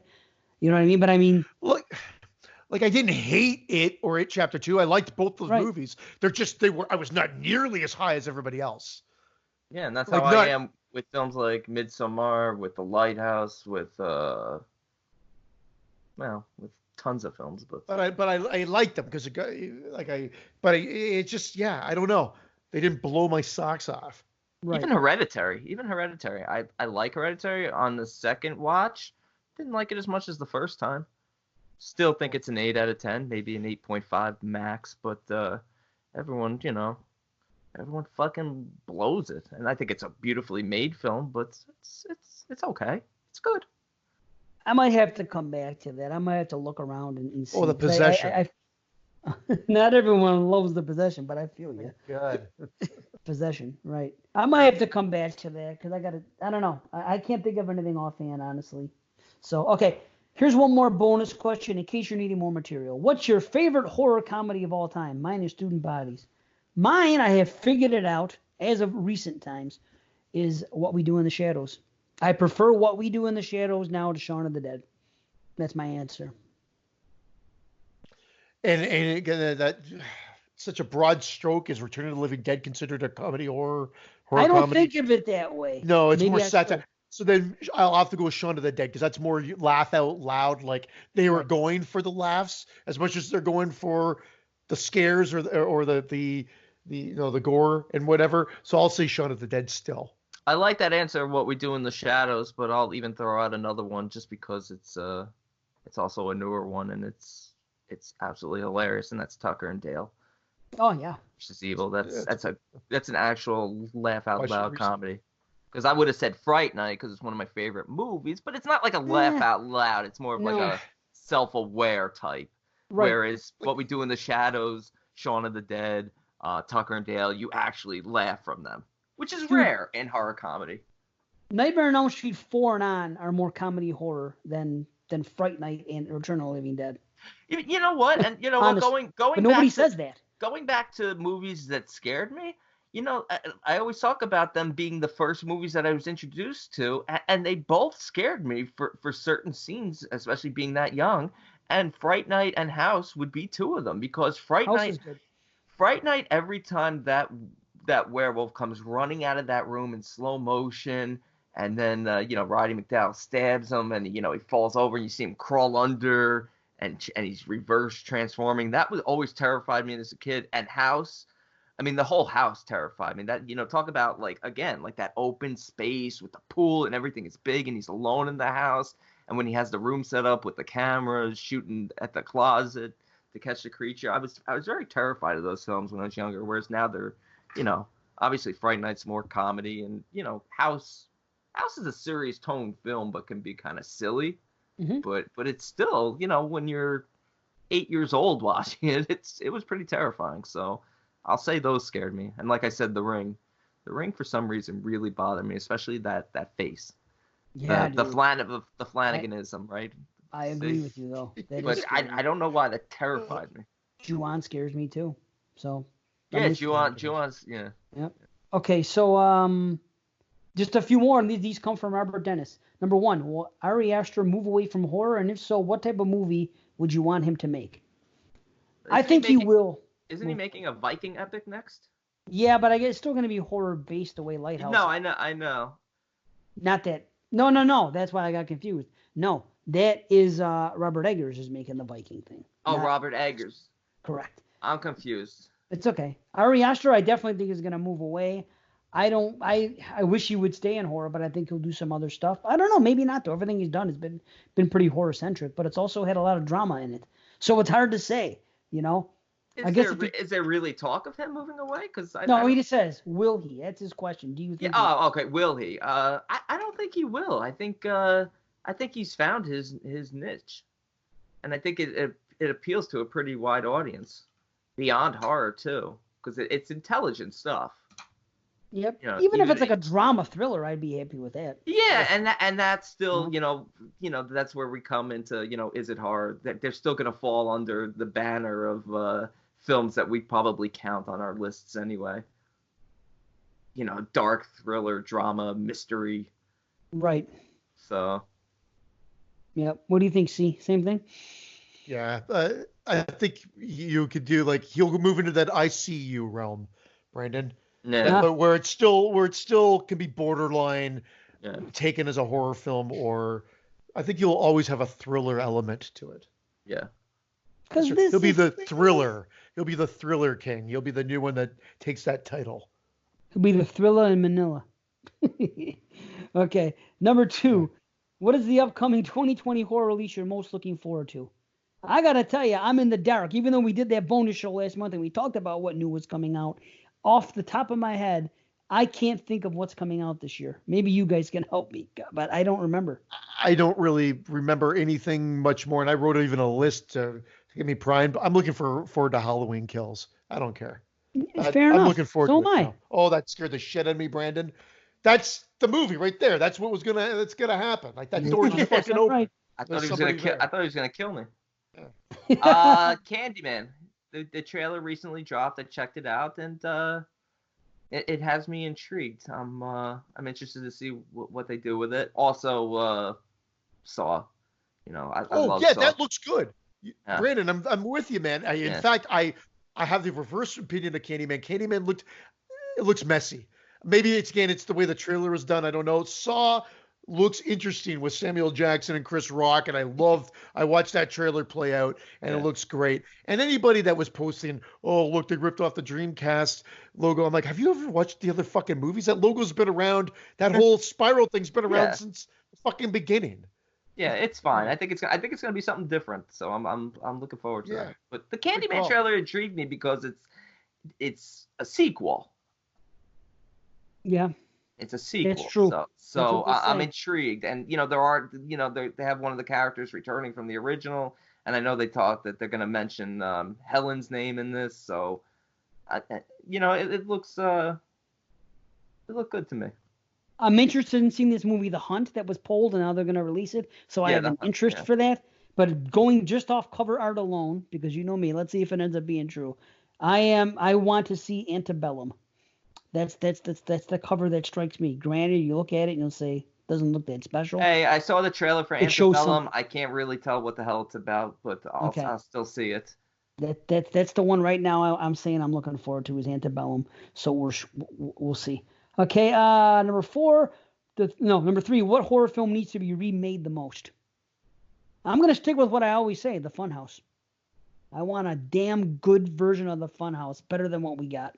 I think would be great. And I'm going to go with my always cop-out answer, which is Friday the 13th, the way I want to see Friday the 13th done with Mrs. Voorhees. Uh-huh. And she's in a movie. And a hint of Jason. Naomi Watts is in a movie that's coming out this year, another horror movie. Is she? Yep. Because that's C's pick for Mrs. V. Yeah. You know what? I'm pulling this out of my ass only because I was just brought up 2 films that I watched as a child. I'm gonna go with Troll.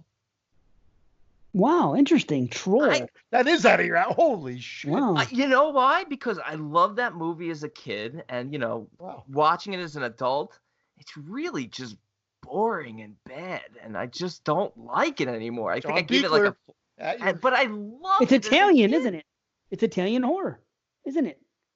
That could have been your answer. That's your I'm a troll. You want the meatball? The second one was. Psych, I'm trolling you with the meatball. Was it an Italian company that did the first one too? I think Troll was Italian. I thought it was Empire. Troll is my favorite Italian horror film. I'm telling you, I think it's Italian. I think it is too for some reason. Or maybe Troll 2 was Italian. Troll 2 was Italian. Yeah. Troll 1 I thought was Empire Pictures. I don't know. Look and see. Oh my God, Julie Ray-Dreyfus was in Troll? Yeah. Sonny Bono was in it. You wrecked my new Sonny Bono wig. Damn you, Leatherface. Okay, number 4. The 3 of you have discussed making your own horror film. Have you decided what kind? Found footage, slasher, etc.? I would assume a slasher, but I don't recall you discussing it. Well, we've discussed it a lot here. We have discussed it, and I guess, again, if we go with the one that I've envisioned as like being the first one that Brandon's so interested in being in because he can act so well, is a found footage slasher film. Right on. So a little bit of both. I think it's a good idea because you haven't really seen a found footage slasher film. But of course, I'm interested in making a deeply psychological horror film. That's our 3rd one. This is the plan. The 4th one, it's true. It's true. The first one is gonna make money to make the second one. The second one's gonna be stuff that I'm not into, but I know people like. It's gonna be full of stupid shit and stupid monsters. That line's gonna come in there, freaking release the Wawas, all that stupid shit that people are gonna quote and think it's funny and all kinds of. It's gonna be a horror comedy. Yes, it's gonna be a horror comedy. One? Yeah, it's gonna be. That's just gonna be a line in it, right? It's the flying Chihuahuas, and it's gonna be ridiculous. It's gonna be stupid shit. Flip. He's giving himself a 5-movie deal. The second movie, stupid shit, and then the money from the first and the second movie combined. The third movie is going to be us as artists doing what we want to do and really writing, putting our mind to it, and making a serious horror film. Doesn't matter. We don't know what kind, but that's why I envision. The first one is just to get our foot in the door. The second one's going to be silly, stupid horror comedy bullshit that people like, and we know they're going to gravitate to it, like Greasy Strangler shit, because anybody can do it. And the third one is going to be a serious film. That's how I feel. But we'll see. As we grow as artists. Correct. We're already working we had on money, our we would do it now. If somebody gave us $5 million right now to make the movie, that's what the third movie would have to be, because they wouldn't have enough money. You know what I mean? That's what I'm saying. It's a serious film, but whatever. Troll was a co-production. It was the United States and Italy, Brandon. Okay, told you. Number 5. What horror film tropes are the three of the three? No. What horror film tropes are the three of? Oh. Good Lord. What horror film tropes are the three of you just sick of? Jump scares, the final girl, sex equals death, etc. Can't wait for the show. Cheers, fellas. Rob. That's Robert Dennis. I'm glad I can read. Now, I'll say you this. The old school ones, I'm not sick of any of them. I like sex equals death. I love the final girls. I like the jump scares when they're done and they're earned. So the shit that other people don't like, and I've said mine many times, the damn double dream sequence fake out. Hate it, hate it, hate it. I don't mind a dream in a film when I know it's a dream the first second, like in Gretel and Hansel. It's portrayed as a dream. You know it's a dream. But anything where you think it's going to be something really cool that happens and ends up just being a dream, just make that part of the movie instead. Stop with the fucking dreams. Yeah, fuck Slaughter High. I agree. I agree. Brian De Palma's the only one that seems to be able to get away with that dream within a dream. But I agree with that. I would also say I'm pretty cool with most of those other tropes, except for it's just a cat that's been locked in the closet for 15 weeks or whatever, or it's a rabbit making the noise in the forest when they turn around. That shit I'm done with, and that was like a shitty trope from way back when. Or the whole head fake of scary music when someone's walking and it turns out to be nothing. Yeah. How about the foreboding music when you cut yourself shaving, like in The Slayer? Nah, I'm sick of, my phone just died, no reception, the car won't start. It doesn't happen anymore. All cars start. We did a thing on this. It was our deep dive topic on WotC. I don't know how many episodes, but we only have 10. So go back and look at it, and I go in depth about 3 things that really bother me. So, and Watson did the same, and it's a really good listen. Have you ever told the Watt part of the Z that none of those 10 have ever come into a top 10 of a month because they've never, Jason Lloyd's never released the numbers of the month that you guys have released it. Did he recently release one? For January. Or did I dream it? And once he wasn't there? Did. No, I don't think he had did you have a January release? We have one every month. Well, then, no, I think he let it out early February. It might have been late December, early February, and there was not one that dropped in January. But if one dropped in January, then you didn't make it. Oh, we made it. So there must have been a problem there. I got to see what's up with that. His and hers. Yeah, JP was all over that list. But we were still number one. I got to go back and see what's what. His and hers and 22 shots took up pretty much the majority of that list. Well, how could there have not been a WotC? WotC would have been number 3. He was on our show for the top 19 of 2019. So I have a feeling you released one in December, and by the time he edited the January one, it was released in February.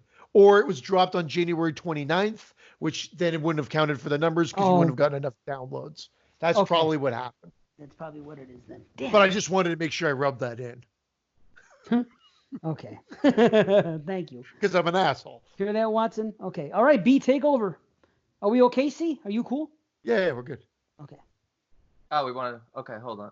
You got the Facebooks. If you want me to talk topics in the meantime, I got topics. No. I got shit written down. I've been meaning to vent. Okay, go ahead. Go ahead, vent something. What are you? No. We vented already. I closed it up. I thought we were gonna just do it like next show or something. No, do it. Go ahead. Next show we're gonna be busy. Unless you got somewhere to go. No, I'm good. Okay. Okay. Announcements. Sorry, I closed it, so I'm open it back up. I'll vent on the next show. How's that? Warren Money, what has been your favorite moment from the first 100 episodes? Oh, we should have saved that for episode 100. What if it happens next episode? That's my answer. That time on episode 100 when it was about an hour into it, and Brandon said something, Christian didn't understand what he said, and then I didn't understand what he said, and it was something different. That's my answer. And it turned out to be incredibly racist. That was a fun moment. The Colored Bear friggin' drama. Too bad they never heard it. The only time I begged Christian to edit the show edit that part out. That was funny. It was funny though. And the one time when I think it was on the Slasher show, when Brandon actually said cinematography after we had been busting Christian's balls for months about doing the same thing, and then he ended up saying it by accident. That was awesome. Agreed. Too many to name, huh? I know, it's tough. It is. Christine, what is the hardest part of podcasting, and what is the best part? The hardest part is watching certain movies when you're just not in the mood to watch them. Yep. Without a doubt, that's the hardest part. Best part is Dave. Just Why kidding, me? C. Just because I didn't want to say C also, but it's both of you. It's the co-host. It is. No, it's true. There's no way I'd be podcasting this long if I didn't enjoy doing it with you guys. Hey, sure. Yeah. I'm with you. The worst part, there's two worst parts. Watching the movies and running out of time and not being able to give them the proper, time you want to give them, and maybe not being enthused to watch that movie that particular day. And when we're sitting down recording, when there's a time crunch, when I feel we only have this much time left and this, and then it's in the back of my, instead of just me being relaxed and laid back and enjoying myself, I'm thinking about other shit, and I'm thinking I got to get this in before we get off. We got to discuss this. We got to do that. We have a time limit. When there's a time limit, that's the only part that fucks up my stomach and shit, and I'm not as comfortable as I like to be. But the best part is us just naturally having our conversations and doing our thing. Shows like this, honestly, where we're just kicking back. Laid back. I like laid it, back. Cracking wise. Right. Yep. See? Oh, one of the best part is doing the show. I actually hate editing it now. I knew that. So, yeah. Pretty soon you'll be editing. No offense, pretty soon you guys get to. Yeah, well, you guys get to do the show and go on with your lives, and then I've got to. I'm not saying I actually like to edit stuff, but then this eats into a schedule of I could be watching movies. True. But no, I've got to edit now and whatnot. So sometimes it's a love-hate relationship, I'll say. It's just that because I do enjoy seeing it all come together. But that's usually when there's visuals involved as well. And it's a movie or something that we're doing for fun to skit. But when we're doing the show and it's just audio, I'm not as enthused, to be honest, from the editing standpoint. Well, let me ask you this: Are you going to change anything about it after episode 100, or are you going to continue to do it the way you do it? Absolutely not, unless the patrons want me to change something. I mean, this is what the goal is. At the end of the day, this is the show that we've created. This is the show we like, and we're assuming this is a show that you want.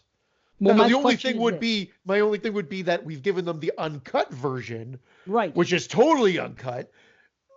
Are they going to want an edited version? And that's something that we can discuss, I think, with the group. It doesn't have to be something we discuss here. That's a patron-only discussion. Okay, that's what I wanted to know. Is the burden going to be lessened? It will be very, I've already gotten into a habit in the last 6 months that has made me streamline the process, which will lead into fucking Watson's nonsense questions later. I joke because I know that he's giving me a little grind there too. So.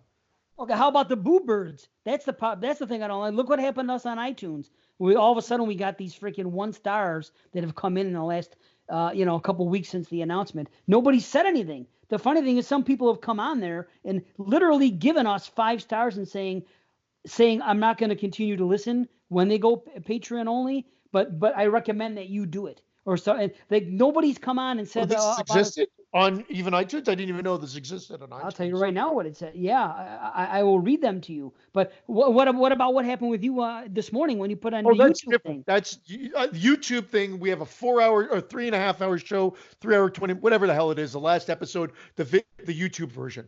I pop it on YouTube. It uploads, which takes about 45 minutes for roughly an hour, maybe by the time it processes or whatever. It had been processed so that it was uploaded, ready to view for less than 10 minutes, 2 thumbs down.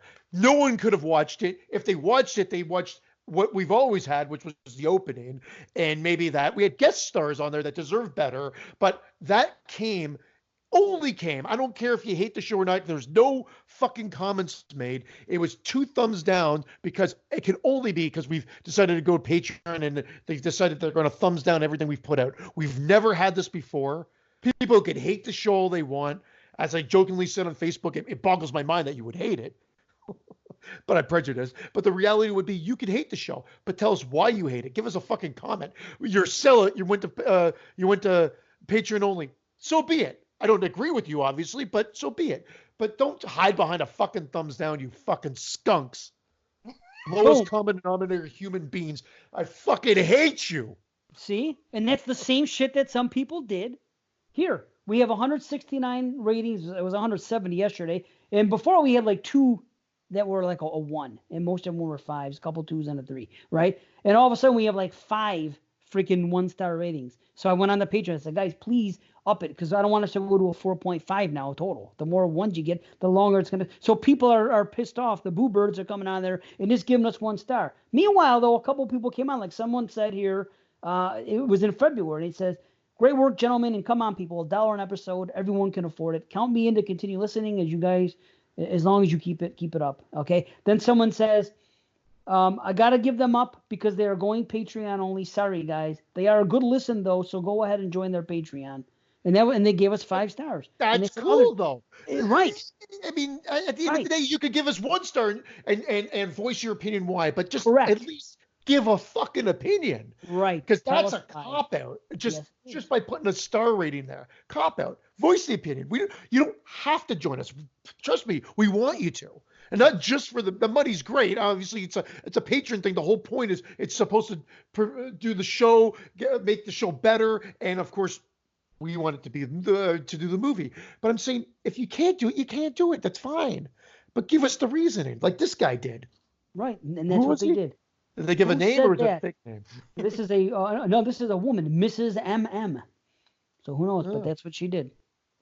So now listen to this one. Mrs. Mike Merriman. Yeah, it's Mike Merriman's wife. She doesn't see her husband enough. He's too busy Skyping, so she's rating our show. Constantly fucking podcasting. He's trying to get Joey to fucking come on at 6:40 in the morning on a Sunday morning or some shit. Did you see that shit in the chat? Joe, come on, we're online. And he's like, dude, it's fucking 7:40 in the morning. I'm with my family. Yeah. He's cut it off, right? Because I don't see him. He used to be all over it, and he's off. Stopped yet. I think he's officially had enough of Mike Merriman, and it's just like, I gotta get the fuck out of here. Oh fuck. So here's one funny thing I wanted to read you. This is a 5-star review, and I'm reading it to you guys for a reason. Love the shows, and this is what he says. And tell me if you guys know why they said this. It took me a minute, but I figured it out like later. They used money in the game so they could buy property to win clothes. Anybody? Bueller. They used money in the game so they could buy property to win clothes. Now, it took me a day, and it hit me what they're talking about. You know it? No. Okay. Shit. He's talking about a conversation we had about on our retro about Friday the 13th. Why did they have money in front of them when they were playing Monopoly? If they were strip Monopoly. And that's the answer. His answer. They used money in the game so they could buy property to win clothes. That's his answer. So there you go. That's awesome. That was on that was on iTunes? That's one of our reviews. It's a 5-star review, and that's what it says. Love the shows is the headline, and that's all he said. So CBM007. I don't know who it is, but it's great. So awesome. Yeah. So yeah. So anyway, where were we, B? Let's see. Keith, my question is, when are we going to finally get the video of Christian falling asleep during recording because he decided to drink a glass of wine? I saw that question, actually. There is video, but I'm off screen because I knew I was falling asleep. I turned my camera off, if you remember. So it's just the logo. So the recording exists, but I'm not on screen asleep because I was smart enough to realize this is when you guys were reviewing Starry Eyes. And I started going, and then I started snoring. I got to stop us for a second. Okay. Heather and Scott left our group chat, and I figured it was because they were recording, and now Watson has left the group. Okay. So, I don't know. Left the group. Maybe because Top 100 is due today, and they're figuring there's not going to be any more discussions. Oh. I have no idea. That's my guess. I don't know. Just it's kind of upsetting me. Okay. They're just going to be in the other chat, the horror podcast people, which is going to take over the Top 100. When did it dawn on you that your podcast was actually really good? I wasn't aware of this, so it's just dawning on me now. I thought we had chemistry out of the gate, but I didn't know anything was going to be done. I always made that joke because at that time, Skeleton Crew reigned supreme, and it was episode 10. Episode 10, I told Dave as I was editing, I think I told both of you guys, I said, this is going to be our highest listened episode at the time. I will say something. I was going to say that, but when I just went back to look at all our first shows and everything else. I'm going to say that episode 8 was something that I was very happy with. It was Rosemary's Baby and the Witch. Yeah. We really get into some good, deep discussions in that one, more than we had in the past. When I look at the other stuff we talked about, something about that show.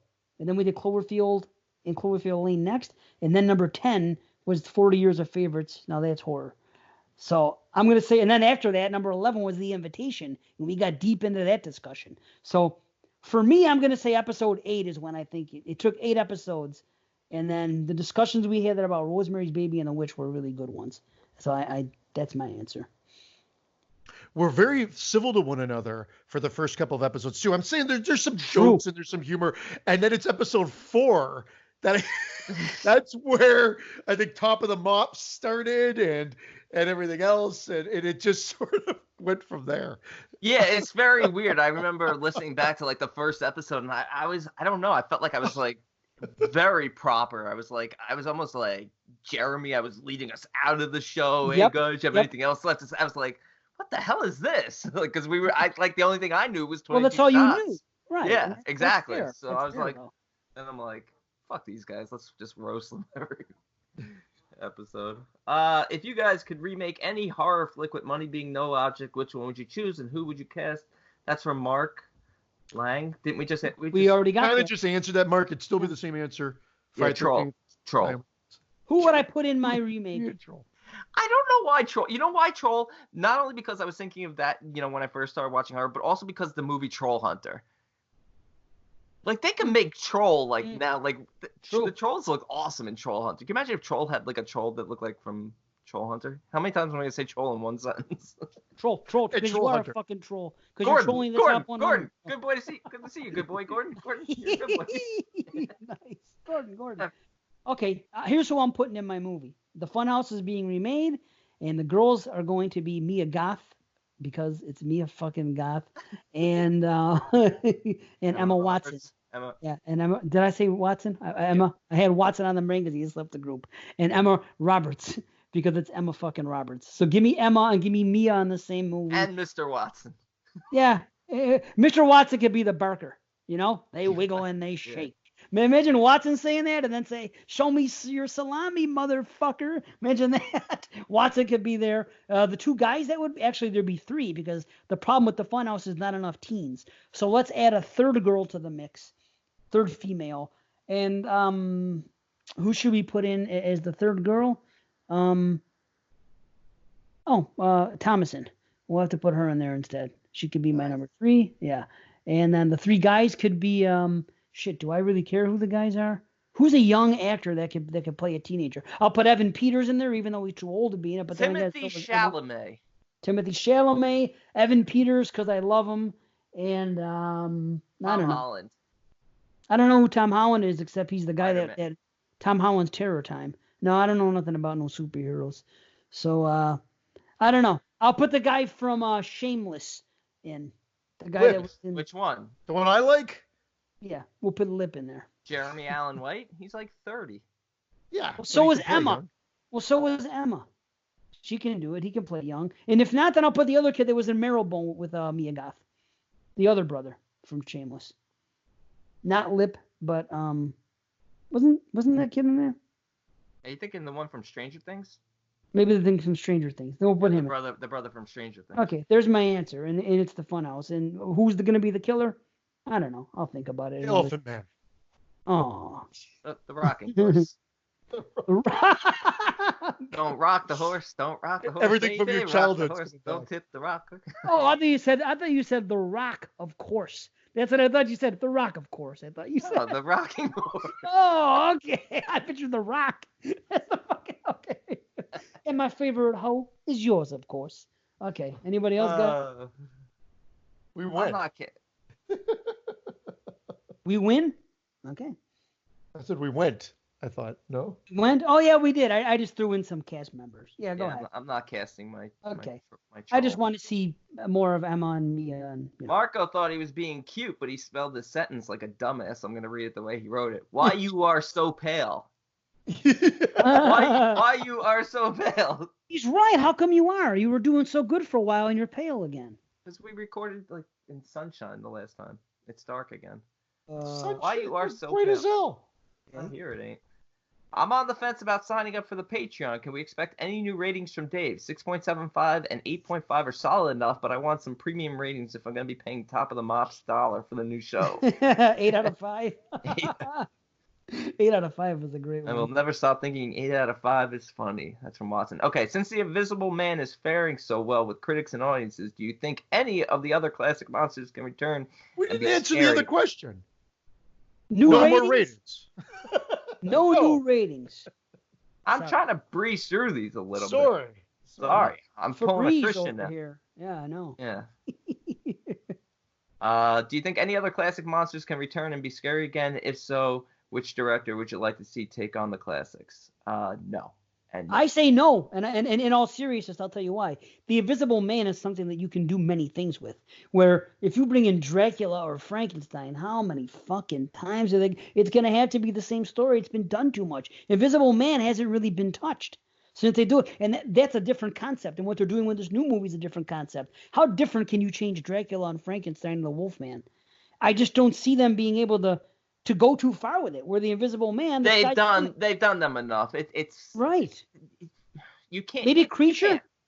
Maybe Creature from the Black Lagoon. Or Shape of Water. We just had Shape of Water. I know.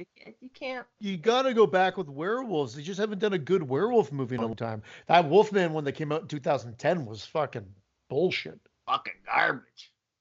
Or whatever it was, whatever year it came out. But fucking garbage. Maybe the Wolfman. Hunk of shit. What a hunk of fucking dude. I mean, it's pretty easy. Guy gets bit by a wolf, and then goes through changes. You can make a good. What a poop pen that was. They should remake Teen Wolf, is what they should do. Make it more horror than comedy this time. I gotta be honest, Teen Wolf is better than most of the werewolf movies we've had. I like Teen Wolf. I'm not gonna lie. Not Teen Wolf I do 2, but Teen Wolf. Nope. You don't like Teen Wolf? Watch? I do like a crack of beer. Get me of beer. Yeah. Teen Wolf. Stupid. Teen Wolf is good shit. What else were you asking me about? Jeez Louise. Have you guys ever heard the Skeleton Crew thing that Alex did about the Teen Wolf in the bathroom, but he's actually jerking off? It's one of the most fucking best things I've ever heard on any podcast ever. You've got to fucking listen to that thing. Dude, so fucking funny. And the way the dialogue is used in that scene, you could think that he was talking about him being jerked. I don't even want to give anything away. It's brilliant. But anyway, Teen Wolf. I love Teen Wolf. Actually, there was something else.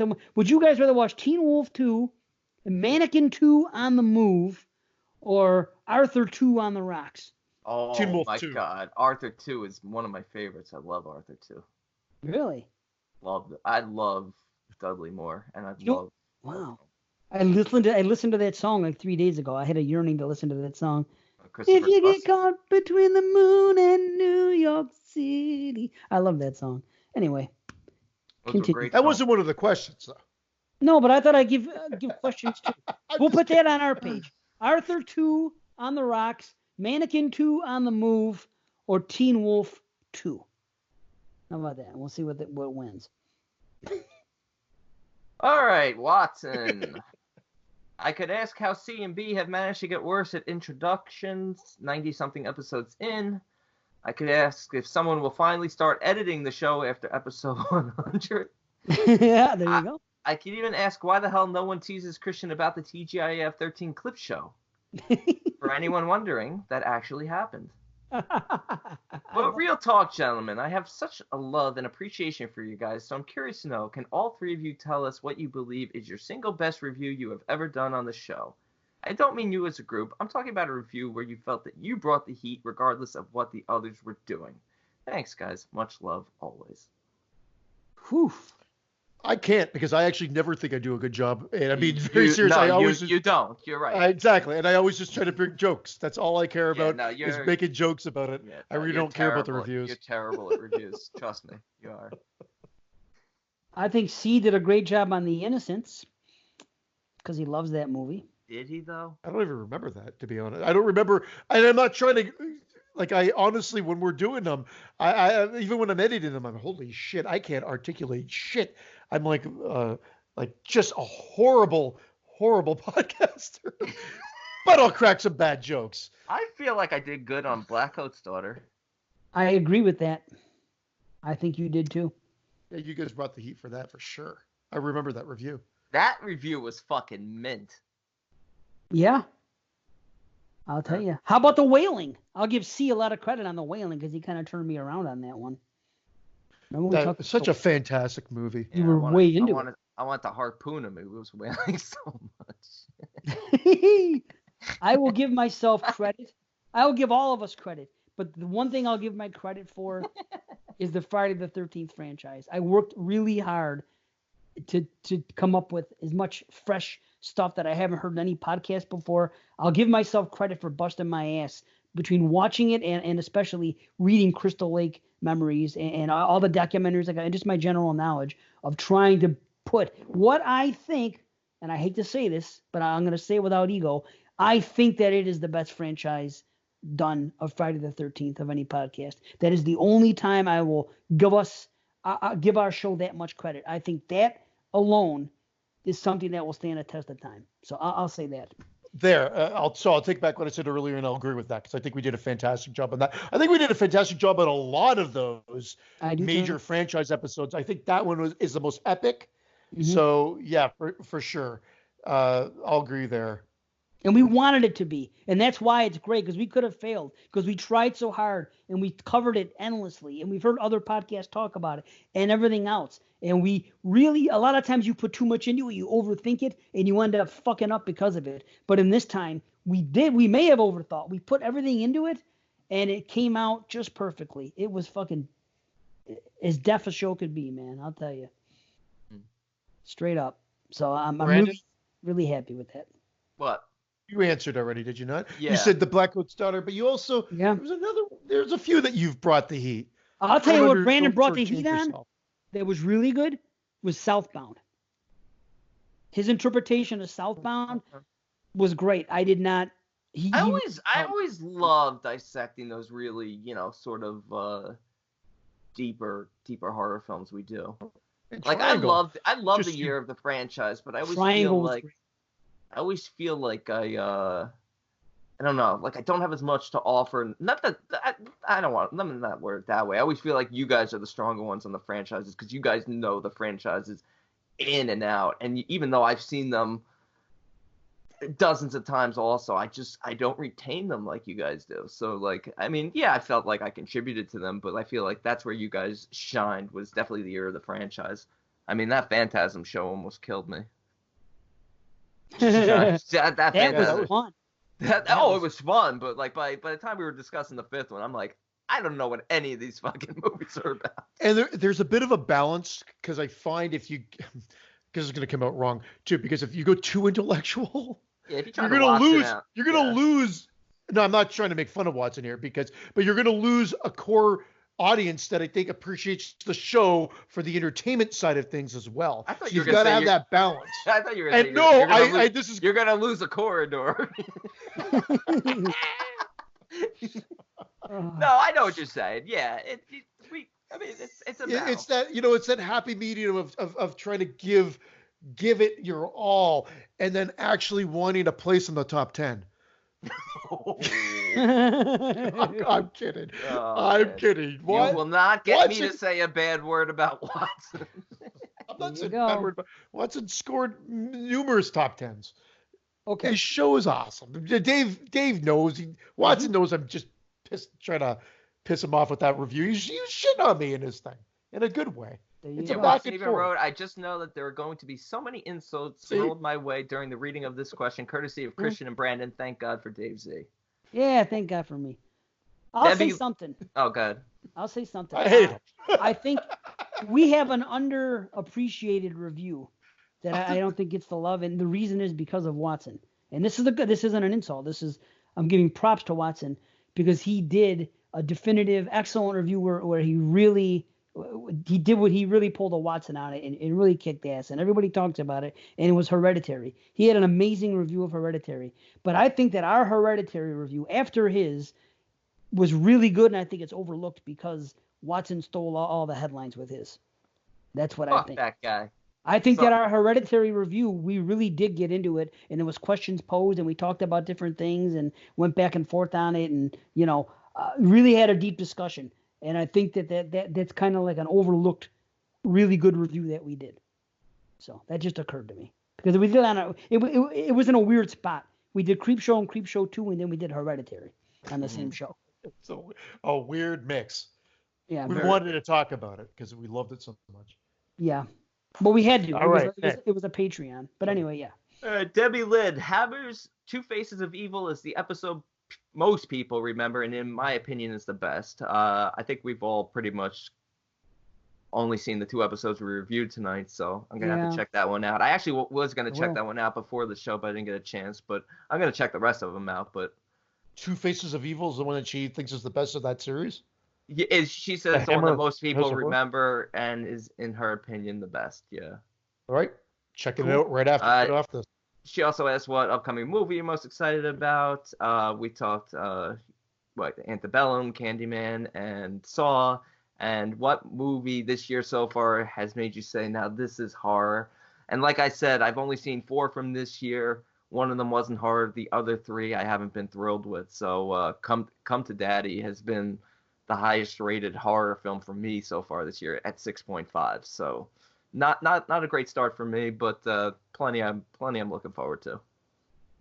Gretel and Hansel. Sorry. Oh, there you go. I knew that was yours because I could tell you don't go see a movie twice if you don't like it. What was yours, Christian? Come to Daddy?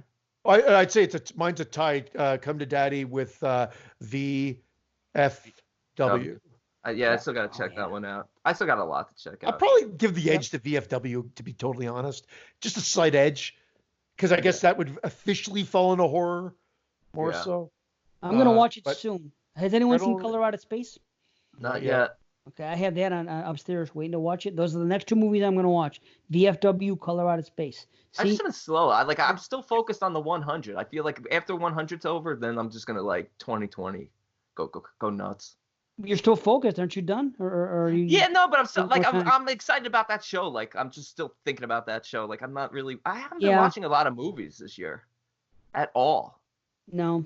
Like people who follow something movies in total, but just 5. I've watched 68, but 5 or 6 of them are short films. Some of them are 10 minutes long. So I probably only watched about 60 movies. 60 feature-length films this year. I have not been watching a lot. And I watched a lot in January, so... I mean, it's March already. Last year at this time, I was at 250-plus movies. I'm at 65. No shit, huh? Yeah. I don't know how many I have. 7, 8, 9, 10. I don't want to bore anybody, but I'll figure it out. Yeah, I believe you were somewhere around 50, probably. I think you were a little bit behind me. Dave Parker, Cushing, Lee, Price, Carradine, or Pleasance? I feel like when we talk about Cushing, Lee, Price, or even Carradine, I mean, these guys were, even Pleasance, they were all in hundreds of movies each. Hundreds. And I've, just scraped the tip of the iceberg with each of them, but I have to go with Pleasance strictly because of Loomis, because of Alone in the Dark, and because of Wake and Fright, which are just 3 amazing movies, but I don't know. I enjoy them all. Fuck, that's a hard one because I have to say Loomis too because of the just iconic nature of Loomis. Yeah. Or Pleasance. Yeah. But I do love Christopher Lee's Dracula and how scary he is as Dracula, just from the visual pictures of him. If you see him in a book, he's scary shit. So that's iconic too. But I think I'll give the edge to Donald Pleasance. Okay, who was on that list again? Once more, please. Cushing, Lee, Price, Carradine, or Pleasance. Okay. As much as I want to say Pleasance because I love Loomis and everything, there's one actor on that list who, if I know he's in a movie, I will watch it. I will not watch every Donald Pleasance movie, but anytime someone says this is the movie with Vincent Price in it, I will watch it solely because Vincent Price is in it. So I have to take Vincent Price. Cool. So there you have it. Yep, 52 movies. That's my calendar. Price was on that too. Yeah, you know what? I'll agree, man. Price. Yeah. All right. Price you know what? You know what? After you guys change the price, I'm gonna go ahead and stick with Pleasance. Fucking dude. All right, Kyle. Did you guys ever do top soundtrack rankings, not score? Did we do soundtrack? We did soundtrack as well. We did both. Right? Yeah. Because I think Return of the Living Dead. Yeah, I remember talking about Return of the Living Dead, as with their soundtrack. I know we talked about it, but did we do an official like top 5 or top 10 or top 20 or anything like that? Yeah, I'm pretty sure we did. Interesting, because I don't remember doing that. That sounds like it's a good topic too, like actual music in the film. We'll get back to you I would love to just do like a list of like a top 10 or even a top 20 of just scenes when individual songs play. It doesn't even have to be that soundtrack. It could just be like like a part in a movie where a song played. Oh, I see what you're saying. Yeah. Just because I mean, like, I don't listen to enough soundtracks. So, like I talked about how I love, like, that Sia song, Waving Goodbye, when it plays at the end of Neon Demon. I just love that. I feel like that just even adds to the movie. Even though the movie's over, you're just seeing the character sort of roaming this landscape, and it's just really, I don't know, it stuck with me.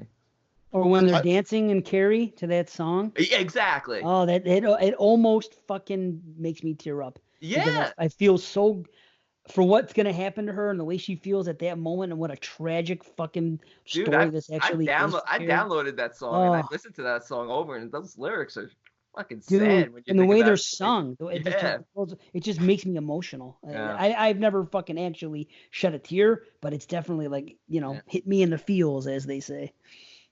I went back to my notes, and I have a listing. I don't know when we did it on. Of soundtracks, not scores, and it was Return of the Living Dead. I even gave a shout out to Return of the Living Dead 2, Texas Chainsaw Massacre 2, and Hardware as remember that. Some soundtracks that were great. It was probably a question asked on a show like this where someone just posed a question or something, and we just jotted a couple down. Yeah, I wouldn't doubt it. I think it was. Yes. All right, let's bang these last few out. If you had to get a tattoo of something, character or line of dialogue from a horror movie, what would you get and where? I would get "Lick my plate, you dog dick" tattooed on my ass cheeks. I would Who wrote that? Or was that your answer? Dave Gabbard. No, that's my answer. I would get a tattoo probably on my shoulder of Tattoo from Fantasy Island, the little guy. You get a tattoo. What's it called? You probably haven't seen the movie because you don't really watch a lot of non-horror, but Adam Sandler movie, the one with Andy Samberg. Don't tell me somebody has a tattoo of Tattoo. Adam Sandler's character has a tattoo of Tattoo. I've been saying it for fucking 20-something years. And he goes, "De plane." It's really funny. I can't believe someone else That's did. my boy. That's my boy is the name of the movie. Yep, he's got a tattoo. Oh, and nobody laughs, but he finds it funny. I think it's hysterical. Horrible movie. Yeah. It is a bad movie, but that's a guilty pleasure movie. I'll get another one on the other side. It'd be Black Phillip. It'd just be Black Phillip. That would be a good one. And he'd be saying, "Would you like the taste of butter?" No, he wouldn't say that. No, a pretty dress. I would. Yeah. No, I'm just kidding. I would get Black Phillip on my ass cheek. With how it likes to live deliciously. Right. Your answers are all better than mine because I actually don't mind looking at people with tattoos and saying, "Wow, they did that. That's great and that looks cool." I'd not pick one thing not one saying, not one picture that I want tattooed anywhere on my body that I'd ever think I would never get tired of. So I would never do it. Okay, gun to your head. Guy breaks into your house right now. Oh, Says, I'm going to cut off your cat's I'll drink ear. the piss.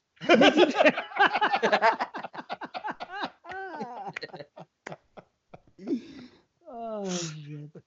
I'm going to get a tattoo of C drinking cat piss.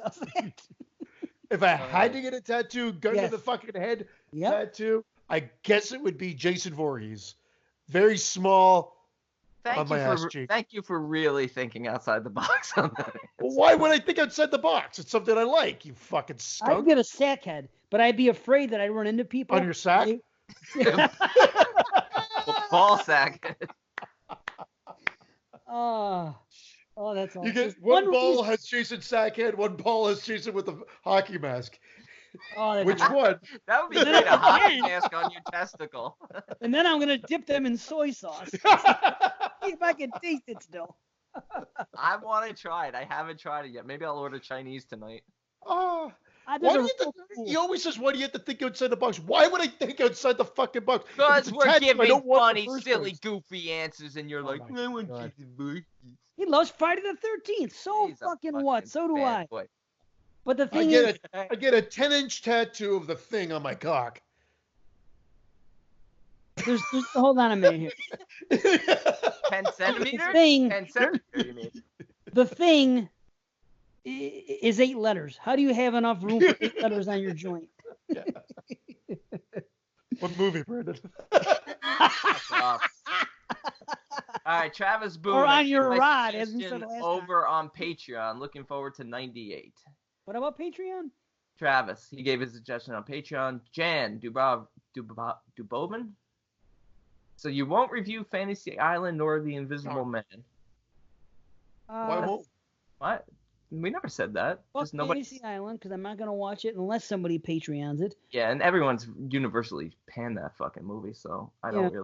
And I'm in no rush to review it. Invisible Man we review if somebody picked it for us. I'm actually, I want to see it now because I thought it looked like a hunk of shit, like I said, based on the first review. And now people are saying it's great. So now I'm really intrigued.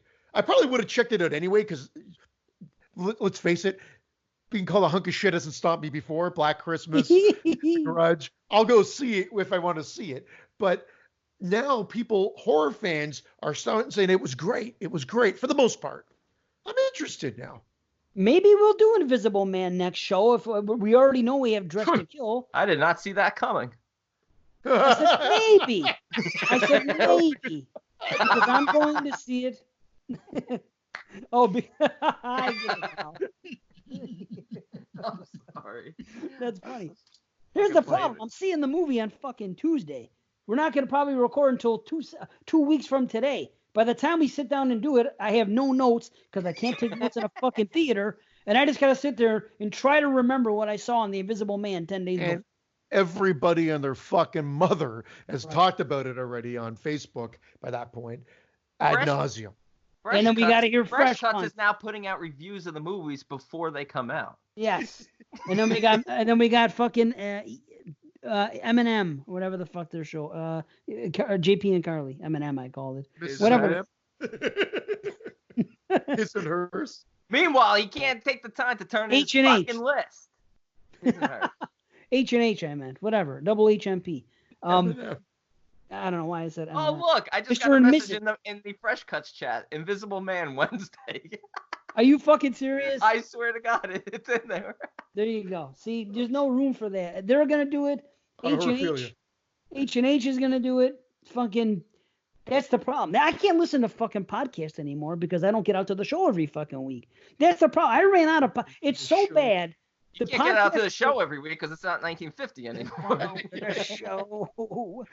The podcast world is so fucking dormant now that I find myself going back and listening to old episodes of our show because there's nothing fucking to listen to anymore. After the show, let's go to the speakeasy.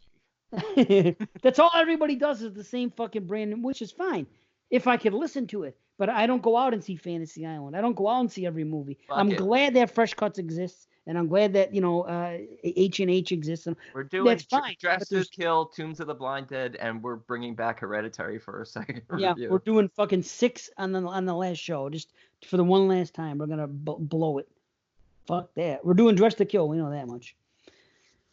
I don't know how we got on that. I don't know either. Because Jan had a question about recent. Oh, Jan, yeah. It was just so you won't review Fantasy Island or The Invisible Man. No, of course we would. Hey, we'll review everything. Jan, join the Patreon and fucking give us $12 and tell us what to watch, and we'll watch it. How's that? Yeah. Is it pronounced Jan and not Jan? I'm guessing it's Jan since it's a male, but it could be Jan. Jan could be a boy's name, right?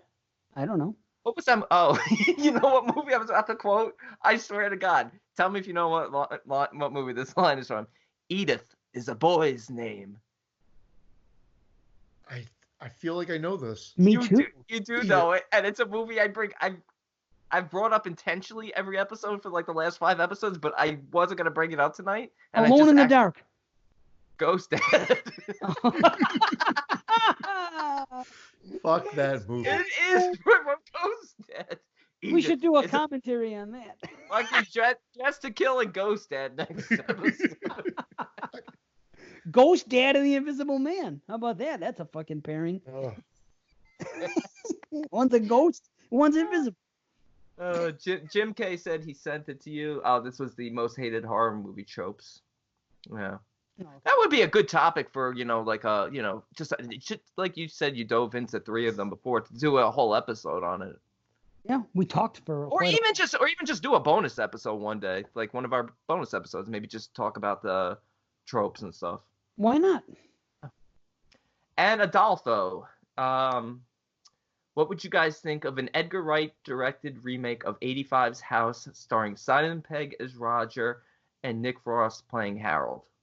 I think it's a good idea. I do too. That's a fantastic idea. I'm not a huge fan of that movie. That Last American Hero guy always looks like he's smirking through everything. I find he looks like he's holding in a fart. Looks like he's holding in a fart. I've said this when we talked about it on 22 Shots when we guested on that 86 show, and that wasn't because it was 85, right, that it came out, but it was one of those ones that could have been considered for 86 or whatever it was, and then we said we weren't doing it. I had already watched it at that point. I realized I don't mind that movie, but it's not. I didn't grow up with it like I grew up with Fright Night. I didn't watch it as much for whatever reason.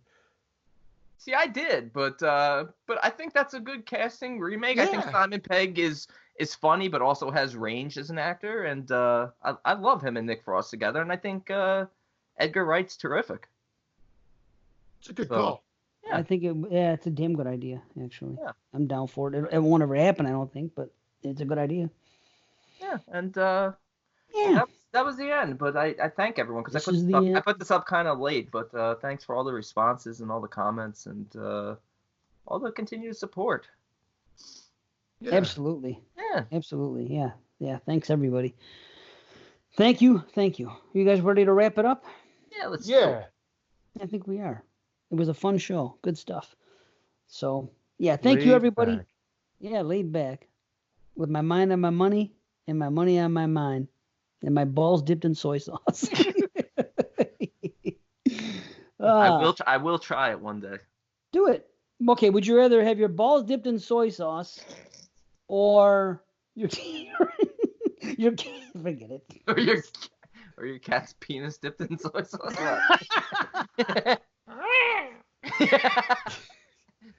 I could have as usual. I just had we don't know how to start or end a show. Well, okay. We'll say thank you to everybody. Next show, we know one thing we're doing, and that's it. But thanks everybody for the questions. It really made for a fun show. So we've had a lot of fun these last few hours, and we hope everybody's gonna stick around after episode 100. Well, we know not everybody is, but anyway, we love you all, whether you're sticking around or not or whatever. We're always gonna be here in some way, shape, or form. And, come with us. Yeah, come with us. $3 a month. Come with us. Yeah, word. But thank you everybody. We will see you on show 99. That's it. Any last words? Good night.